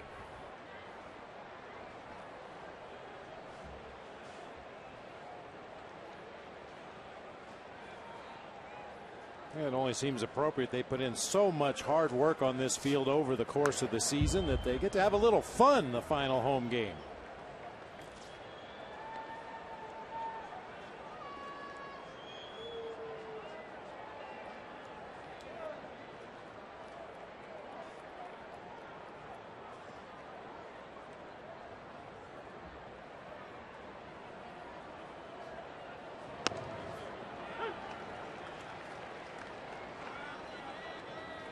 And 2 on Ricky Weeks.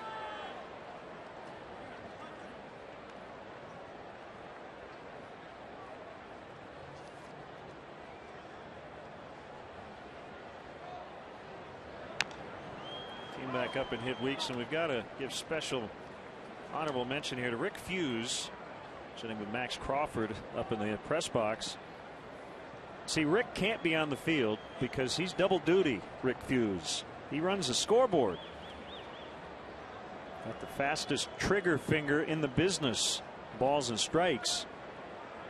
So I said, Rick, you excited to sing the stretch? He said, well, I got to be up here. No. So we got to give him a little plug. Well, I'm sure he'll be singing from up here in the press box. Oh. Rick noticed he was on and figured he made a mistake today. No mistakes, Rick. He's getting out of there. What did I do? High curveball from Garza, not where he wanted to throw it, but does catch the top of the strike zone. Unfortunately, they do not get the call from C.B. Buckner. That was up and in, gave Weeks a close shave. 2-2.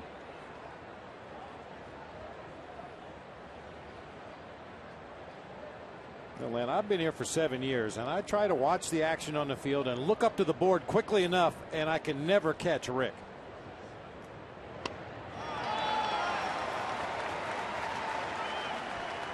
So Weeks strikes out, 7 punch outs for Garza. A defensive 2-strike swing to begin with, but don't discount the effect of that fastball right underneath his chin on the pitch before, and then comes back with a curveball for a swinging strike 3. You know, actually Rick kind of messes us up because we go on the road and we look up and we go, okay, did they switch it yet or not? And usually the answer is no, but he always has it switched by the time we look up. Soriano can't get it. And Hairston will have a 1-out double. Ball took off, and Soriano kind of took a bad line straight across as opposed to back. Yeah, a little too shallow that time on his line in left field. That ball was really hit hard. A 95-mile-an-hour heater on the inside part of the plate. Nice effort at the end of the play, but just that much too short.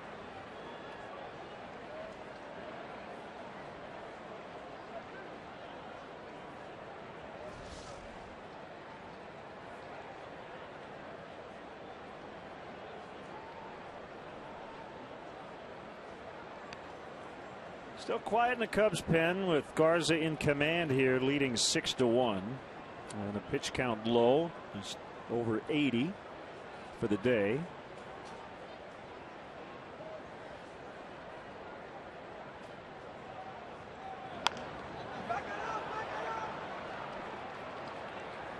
Marlon Byrd.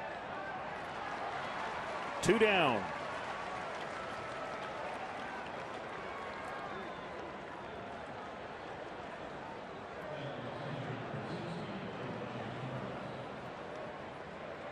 Very economical with his pitches today, and the Brewers have obliged by swinging at a lot of early pitches, including that first pitch fly ball into center field by Bittencourt.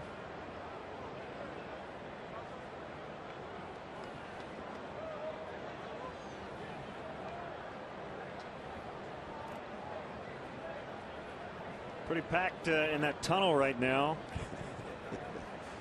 Not a lot of room down there, but they're getting ready to sing the stretch.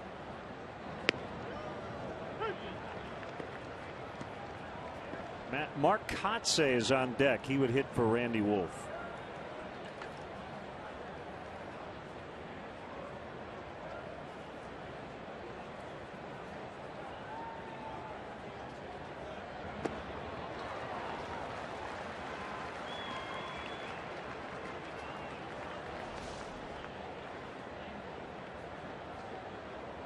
Really feeling that curveball now. We mentioned he struggled with the command of it earlier in the ball game, but starting to throw it for strikes more consistently, and now is moving it out of the strike zone when he wants to.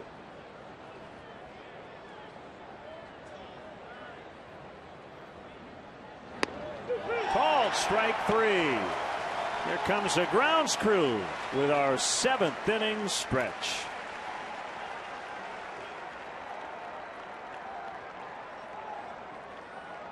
Ladies and gentlemen, today's guest conductors for Take Me Out to the Ball Game, the Wrigley Field Grounds Crew.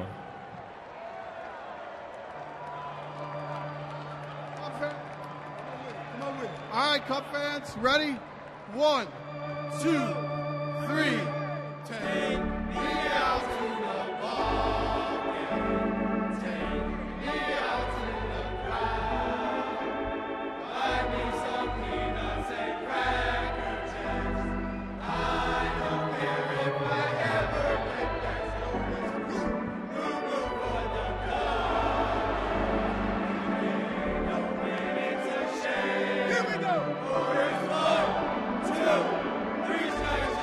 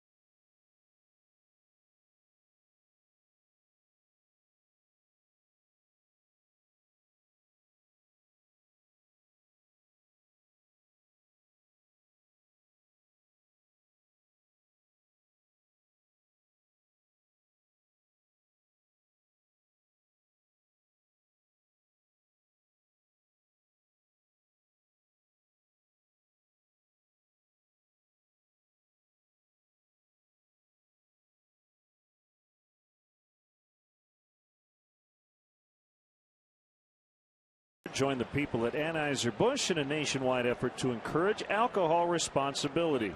You can show your friends you care by pledging to be a designated driver at facebook.com/Budweiser. Sinker baller Cameron Lowe now on the mound for Milwaukee.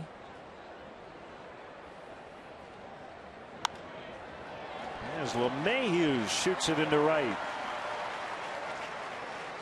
Getting an opportunity today because of the quad injury to Aramis Ramirez, and he's had a nice day both ways. He's made some nice defensive plays. He's got a couple of base hits he's driven into, and even his first out of the ball game was a hard hit ball down to Jerry Hairston Jr. at third. You're going to get a lot of fastballs from Cameron Lowe, the sinking variety. 81% of the pitches he's delivered this year have been two-seam heavy sinking fastballs. Also has a good curve that he'll use mostly against the lefties or when he's ahead in the count.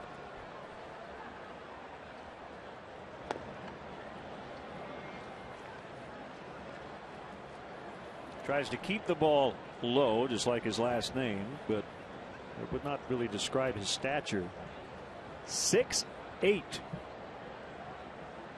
think he's banged his head on the ceiling in the dugout. That's why they have some padding there when you walk into that dugout.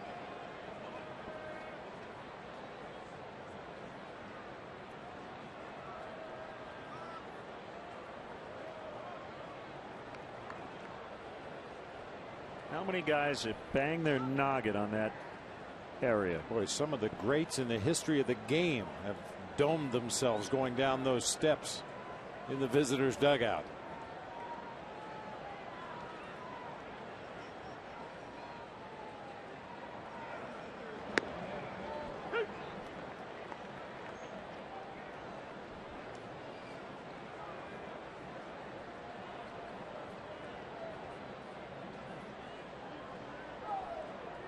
Three-run bottom of the eighth, and the Yankees have a 4-2 lead over the Rays.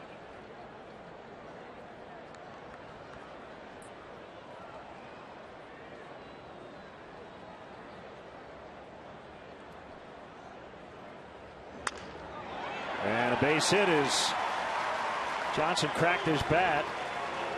Back-to-back singles to start the inning.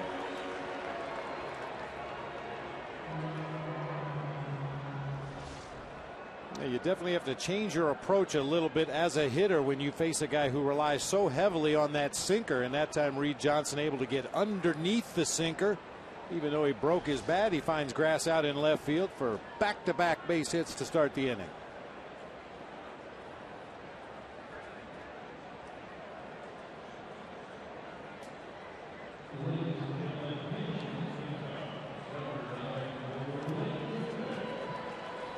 Blake DeWitt will bat for Baker.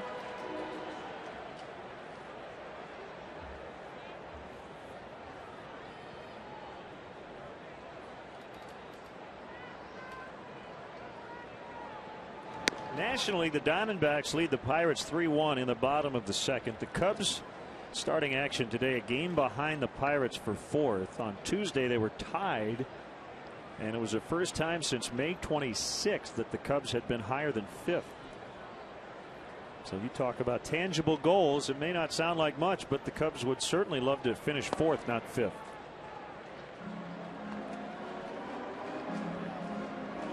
Arizona trying to lock up the National League West. They got helped by the Dodgers last night, who beat the Giants. And Arizona's magic numbers down to 3. Clayton Kershaw with his 20th victory of the season. 2-1 over Tim Lincecum. Yeah, outdueled Tim Lincecum.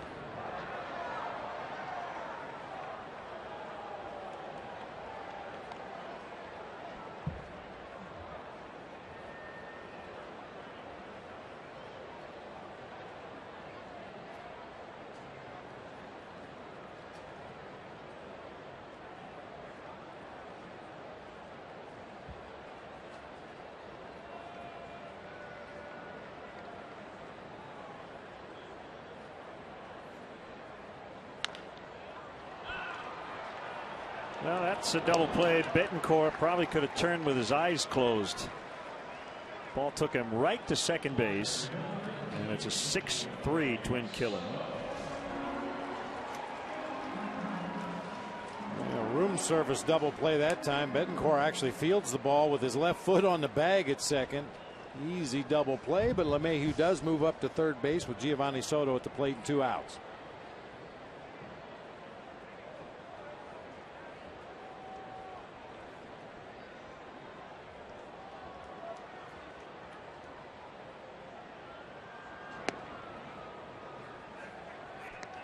Breaking ball outside.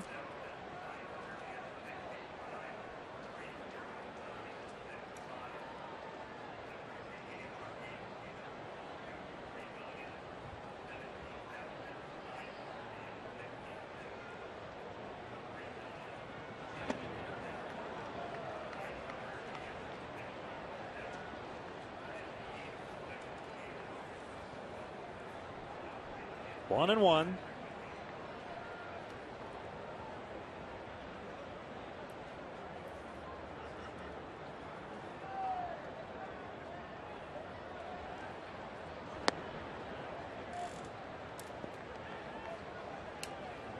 Cubs Media Relations Director Peter Chase just announced the paid crowd today, 30,965, and the season total 3,017,966. The Cubs have hit the 3 million mark for the 8th consecutive year, going back to 2004.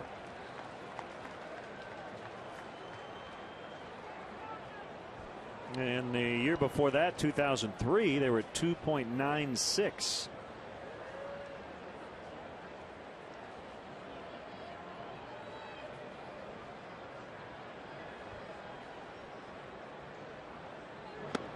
Swing and a miss. 3-2. In fact, the Cubs had never hit 3 million in attendance before 04, and they haven't been under it since.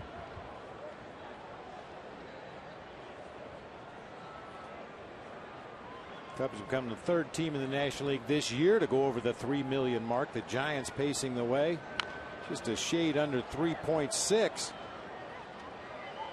Well, actually, the Phillies are 3.6. The Giants at 3.2 on the year.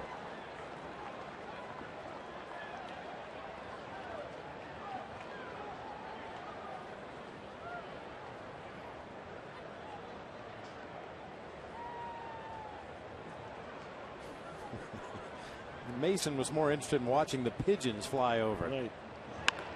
Ground ball, and it'll get through for a base hit. 7-1. Soto with his 3rd hit.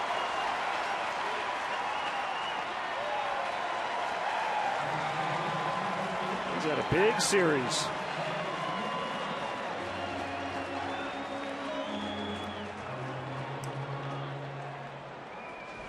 Good to see Gio and the Cubs cash in that run after what looked like a very promising inning with 2 men on, nobody out. The double play ball put the Brewers within an out of escaping this inning without a run being scored. But Giovanni Soto with his double makes sure that the Cubs add on to that lead, now at 6.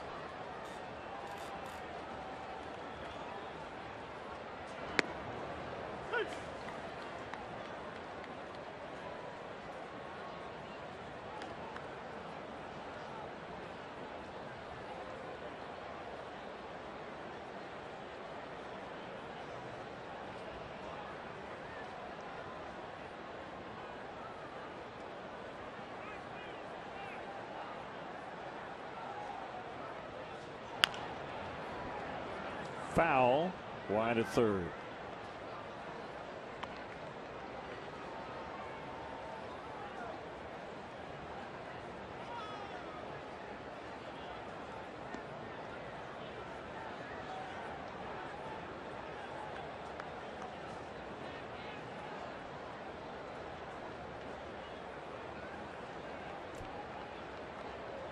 Kind of hard to believe on a day like this. Only 1 home run with the wind howling out. That was a 3-run shot by Byrd in the 6th.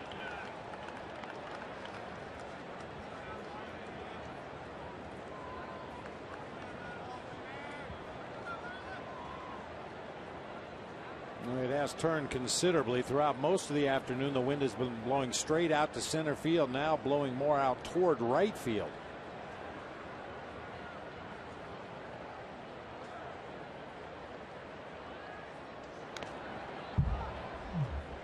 Follow the Chicago Cubs with the MLB.com At Bat 11 app for your iPhone, iPad, Android, or BlackBerry.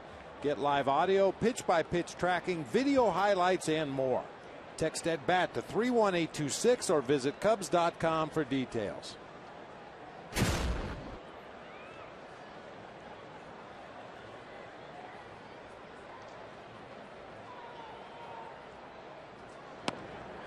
And that'll end the inning, but the Cubs tack on. And they now lead 7-1.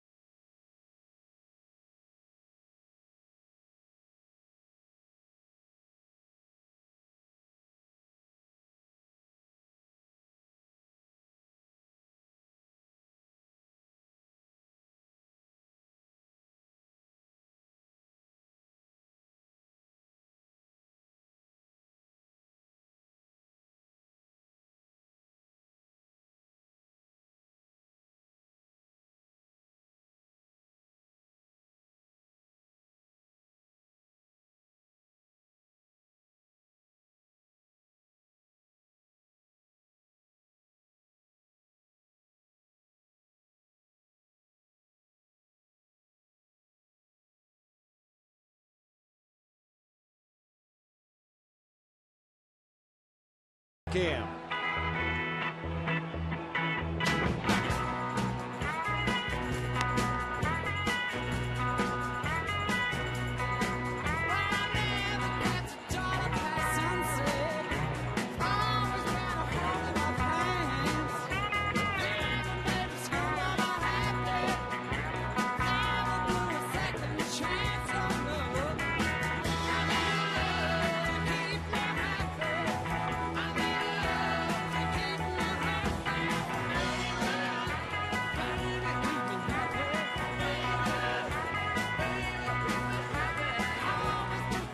The Rolling Stones with Happy. That's our Bud fan cam. Great times are awaiting. Grab some buds.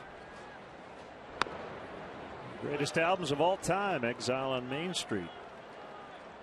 Keith on the lead vocals. Or Keith.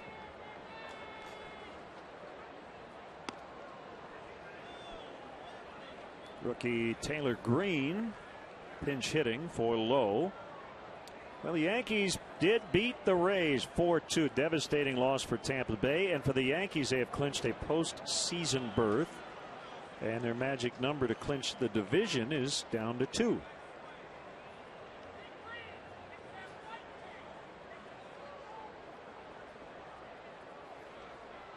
Well, Garza had a 3-1 lead in the 9th. 2 outs, a couple of strikes on Carlos Lee in his last start. Challenged him and Lee beat him. And that's why Garza's 9 innings didn't make up a complete game. The Cubs had to go 12 to win it. Well, they're up 7-1 here today. And will he have another chance to possibly finish?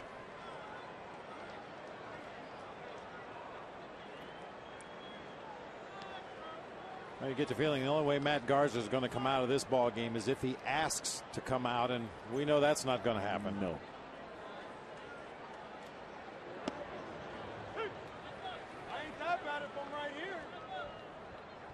bad, sorry.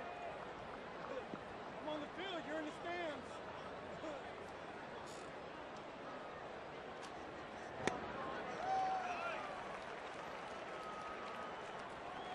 0-2 on Corey Hart.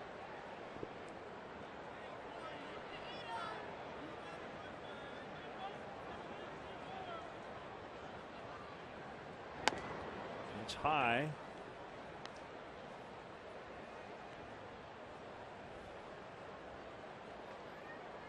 Heard somebody talking near our on-field microphone. I believe Mr. Morgan was having a little conversation with some fans. We're right on top of the action here. It sounded pleasant.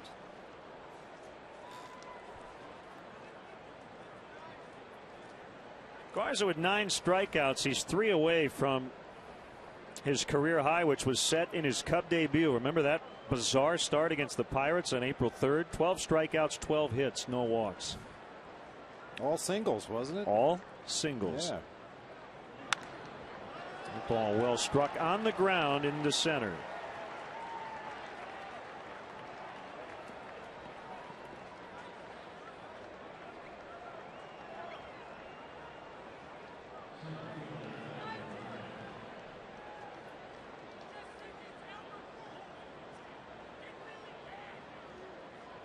Mariano Rivera got the save today, number 603, to extend his all-time career record. 3 up, 3 down. And they've got another game later tonight. Morgan pops it up, and LeMahieu doesn't have a play as he had to navigate around the third base coach for Milwaukee, Ed Cedar.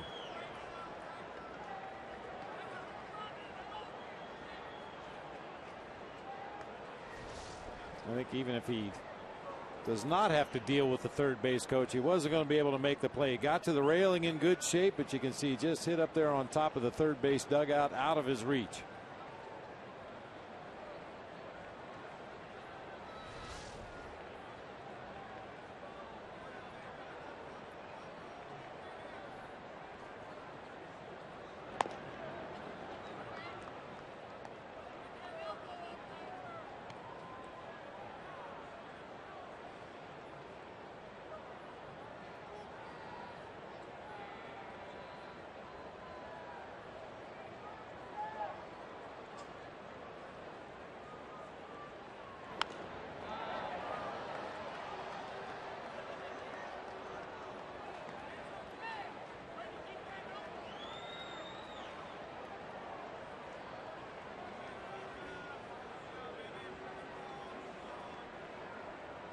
Bart not a threat to run with his team trailing by 6 here late.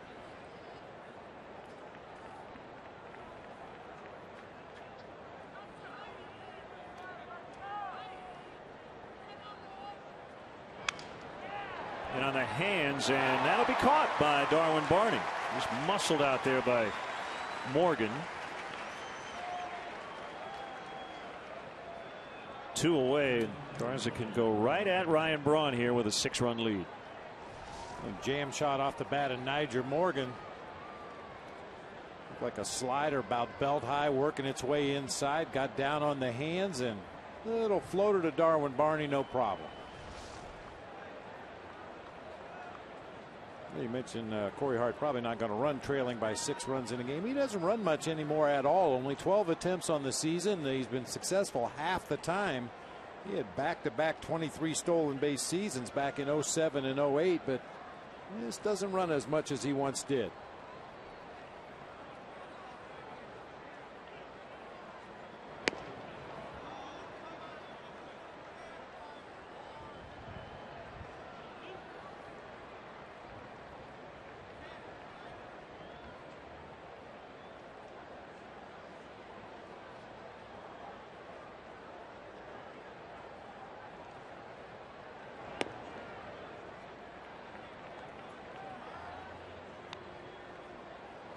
By the way, we got a note from a fan watching in Maryland regarding the Wolf brothers.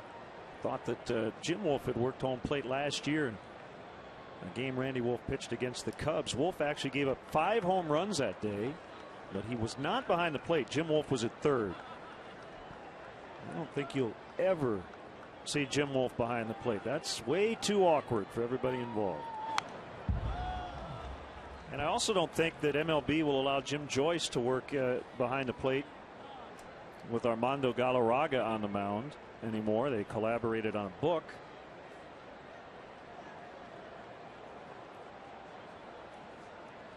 Well, we assume that the issue would be that Jim Wolf would be partial to his brother out there on the mound, but it could be exactly the opposite.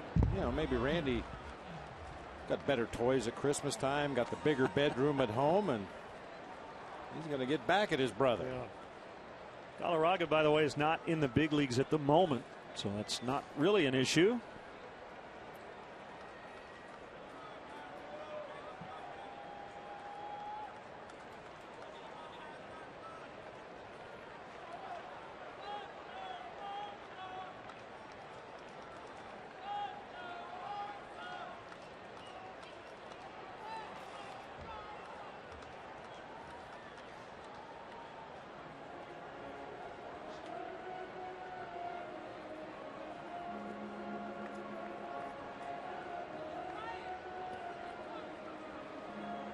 We like to refer to those as the Glenn Close seats.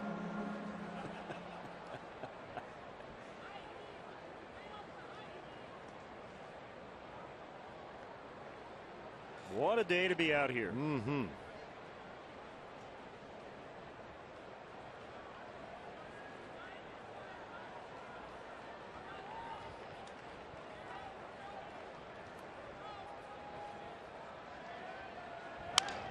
Another broken bat, and Castro will make the catch to retire Ryan Braun. All Cubs today in the rubber match.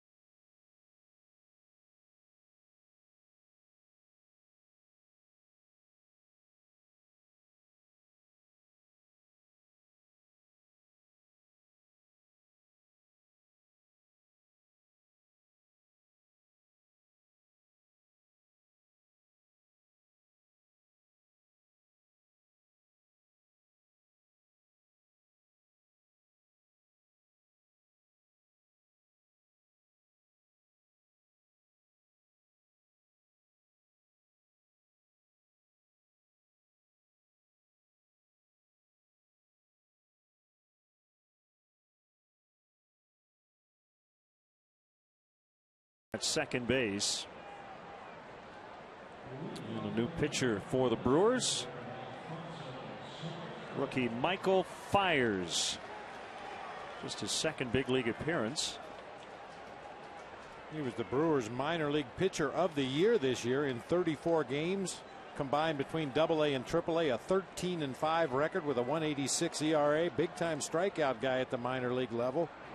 Punched out 132 in just 126 innings. So he was their minor league pitcher of the year, and Green was their minor league position player of the year for the second time.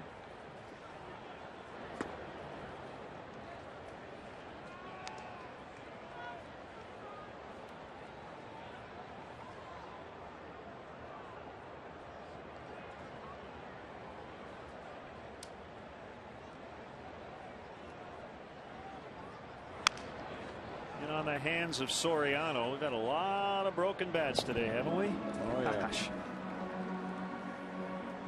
Between Randy Wolf changing speeds and Cameron Lowe's sinker and Matt Garza's combination of exploding fastballs and nasty breaking pitches, there's been toothpicks flying all over the infield.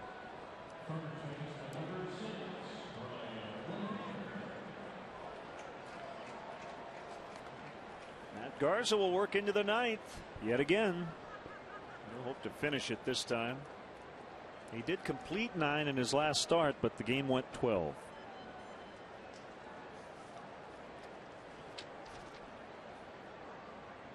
One complete game this year, and that was in a 1-0 loss versus the White Sox on July 2nd.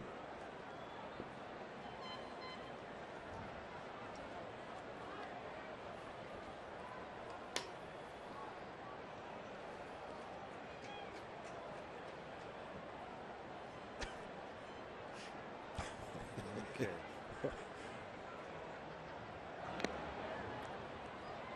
0-2.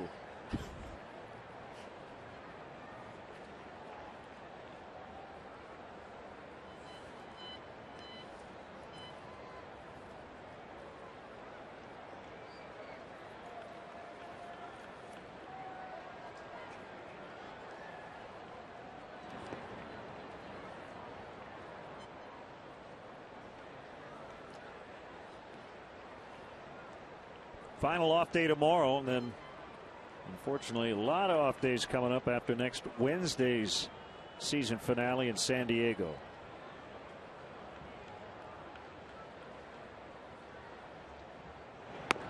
In tight, 2-2. Ryan LaHare, the Cubs minor league player of the year.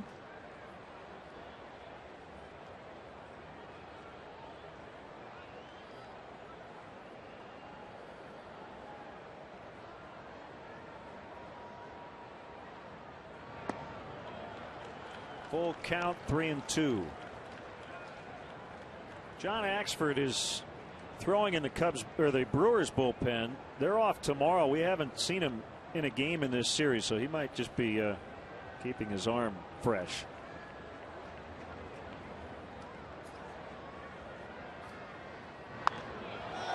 That's a line foul.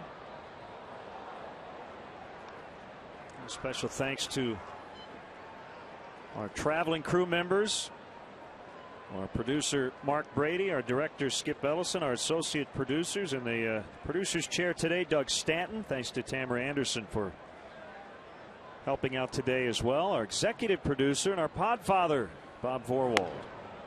Paula Ostroba, our stage manager, in the booth as we wrap up the home schedule here on WGN. LaHare walking with 1 out.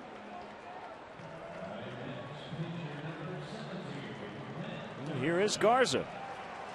It's a nice round of applause from the crowd here at Wrigley Field, appreciating his efforts this afternoon. Just don't hit into a double play, Matt, because Starlin Castro is on deck. Yeah.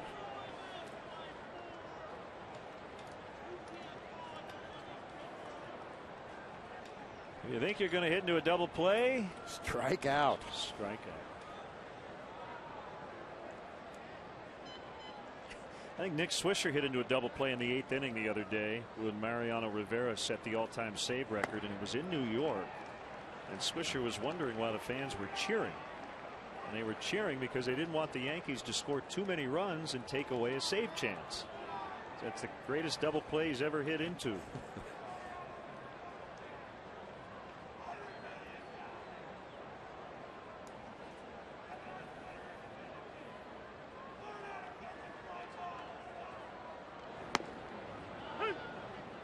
Just keep taking. Show bunt if you want. I'd love to see Starling get one more AB in this game. I think everybody here would.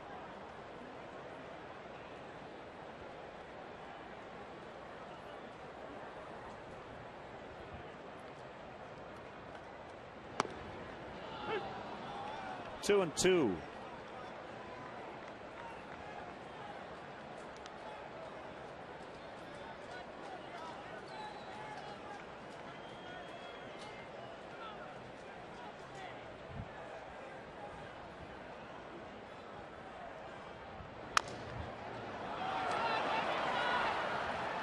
It'll work like a sacrifice, and it will bring Castro up.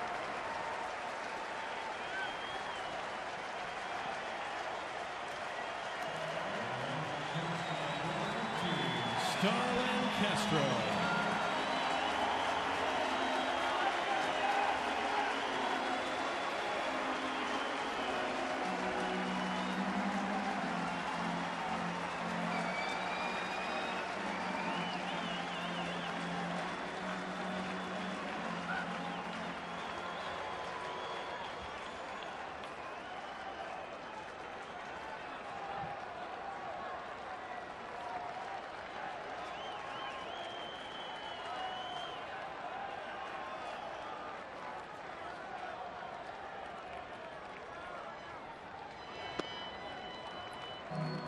Curveball low.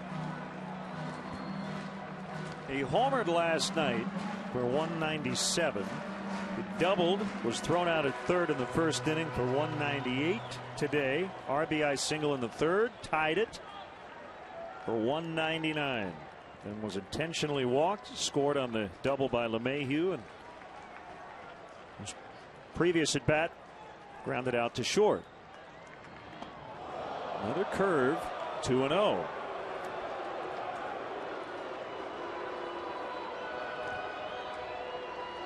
Well, we've talked about him not expanding his strike zone too much, but you hope he swings a bat here in this at bat. I think he will, one way or another. Yep.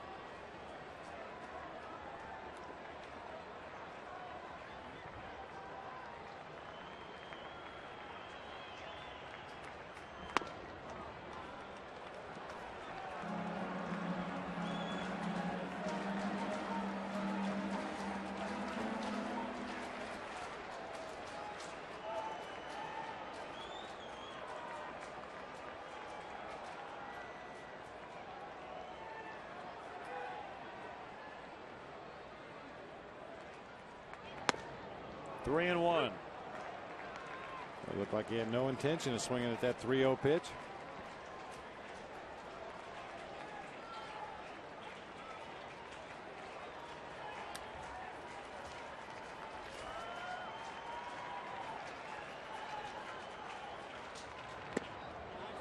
All four. I'm shocked. Well, I really am too, Lynn. We've seen Starlin Castro be just extremely aggressive at times this year, and with hit number 200 possibly on the horizon, he takes a 3-0 fastball right down the middle, a borderline cutter on the outside part of the plate for ball four. Not going to criticize him for a really good at bat. Everybody wanted to see him pick up that 200th hit. He'll get it, but it'll be on the road. LeMahieu up in the air, and Taylor Green had no idea where it was. Well, it was about 150 feet behind him, caught by Morgan. Here comes the ninth.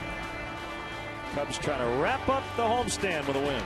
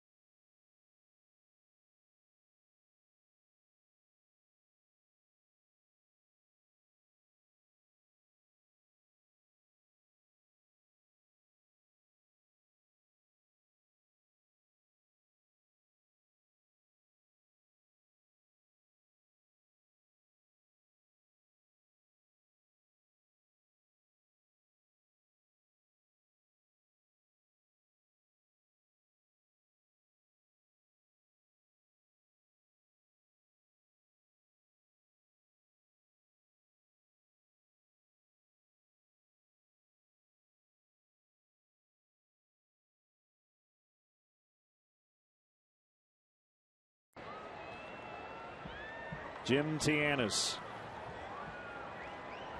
Mike Clay. Bob Albrecht. Joe Posback. You can wait, Bob, if you'd like. No, this is Joe's moment. Next to our studio coordinator, Christina Ballas. As Matt Garza goes for the complete game here. Tony Campana's in to play left for Soriano.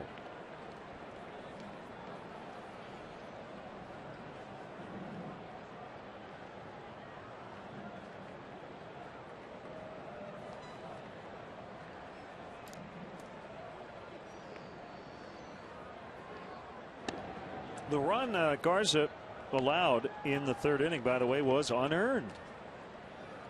He could be pitching a shutout. This would be the 8th complete game of his career. It would be the 2nd this season.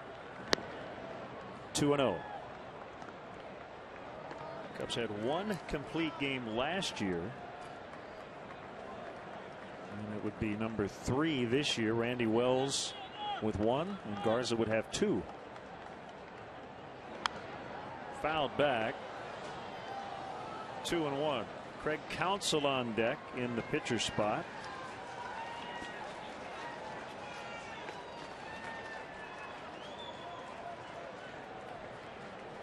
Just in case, James Russell in the bullpen.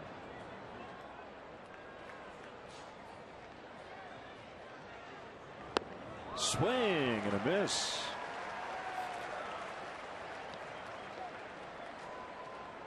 Nasty curveball to Prince Fielder. Really expecting a fastball there. Garza has challenged in a lot of counts when he's been behind today, but that time a perfect curveball for a swinging strike, too.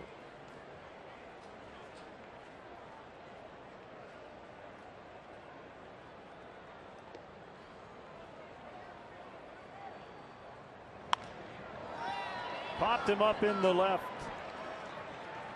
Sun not an issue for Campana at this time of day.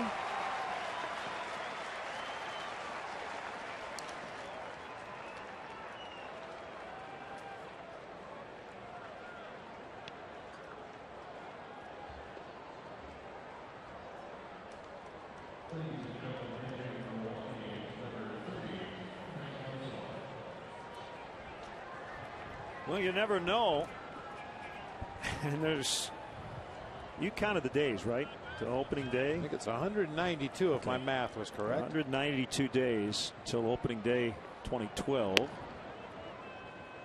Got to figure Ryan Dempster's got a player option. He'll probably be back. We know Garza will return, depending on what the Cubs do in terms of their starting rotation in the offseason. Garza, hopefully today, will throw the final pitch, and who knows, may throw the first pitch at Wrigley Field next season.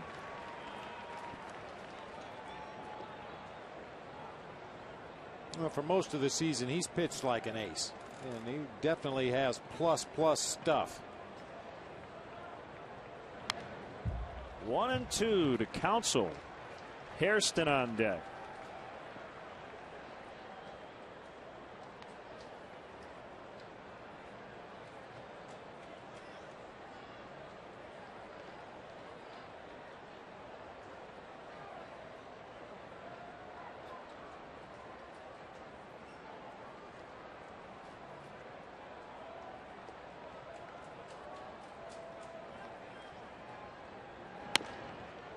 Inside, it's 2-2.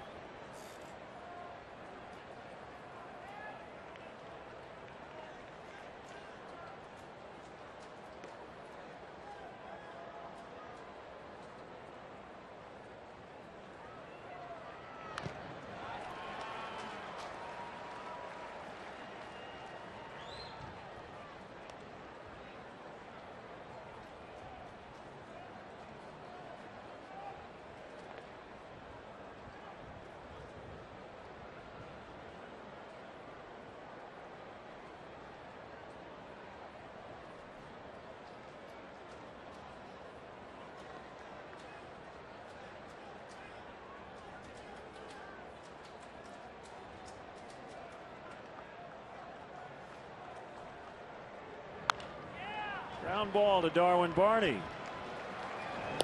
2 away.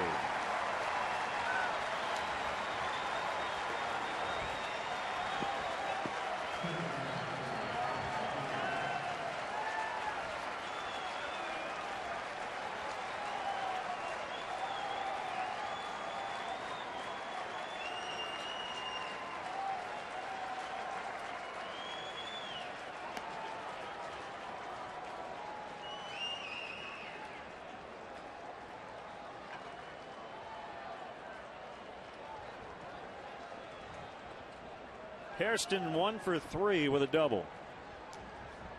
Cubs trying to keep Milwaukee's magic number at 3.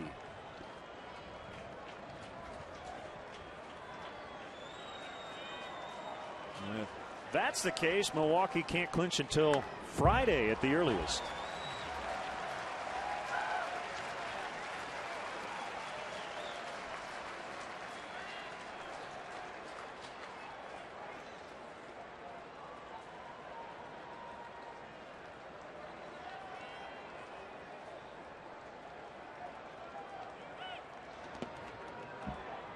In the dirt, 1-1. Well,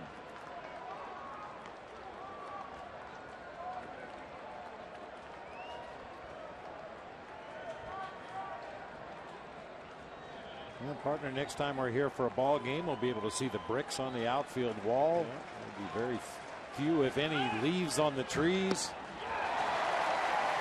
There'll be a house full of Cubby fans. We know that for sure. All bundled up, most likely.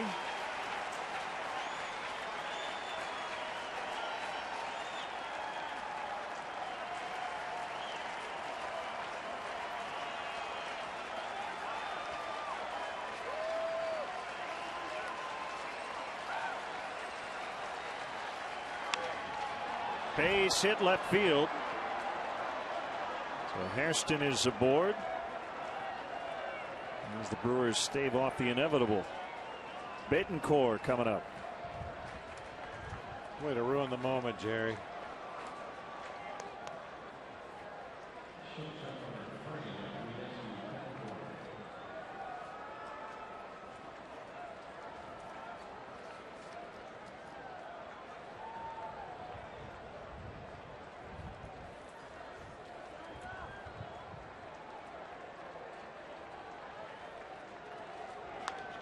A pop-up, and it's LeMahieu, and he dropped it. Everybody's safe. An error on DJ LeMahieu.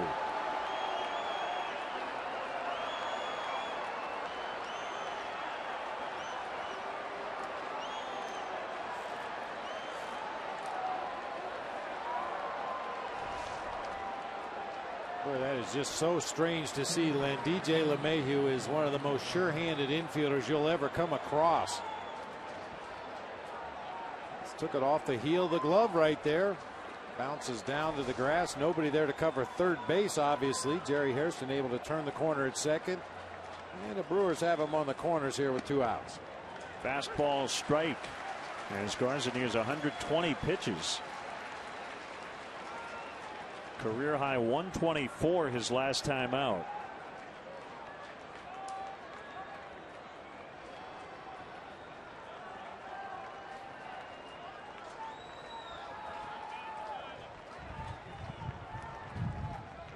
Swing and a miss as Betancourt takes second without a throw, no steal. 0-2.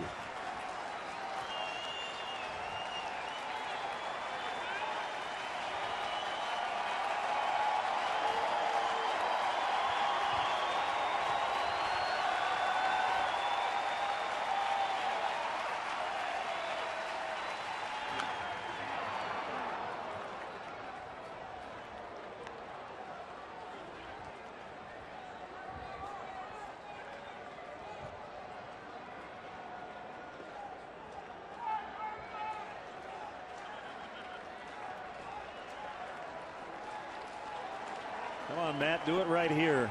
If Kataris gets on, they may have to pull him. So a ton of pitches the last 2 starts. And he got him Cubs win, so Garza does complete it. And they end the home schedule with a 7-1 win over the first place Brewers.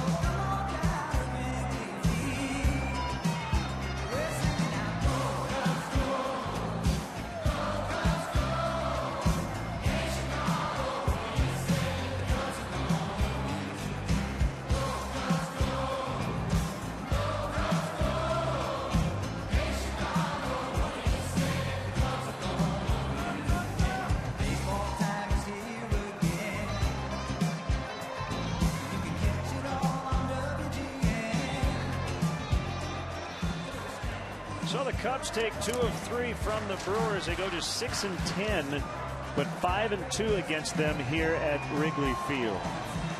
7-1 the final. We'll be back.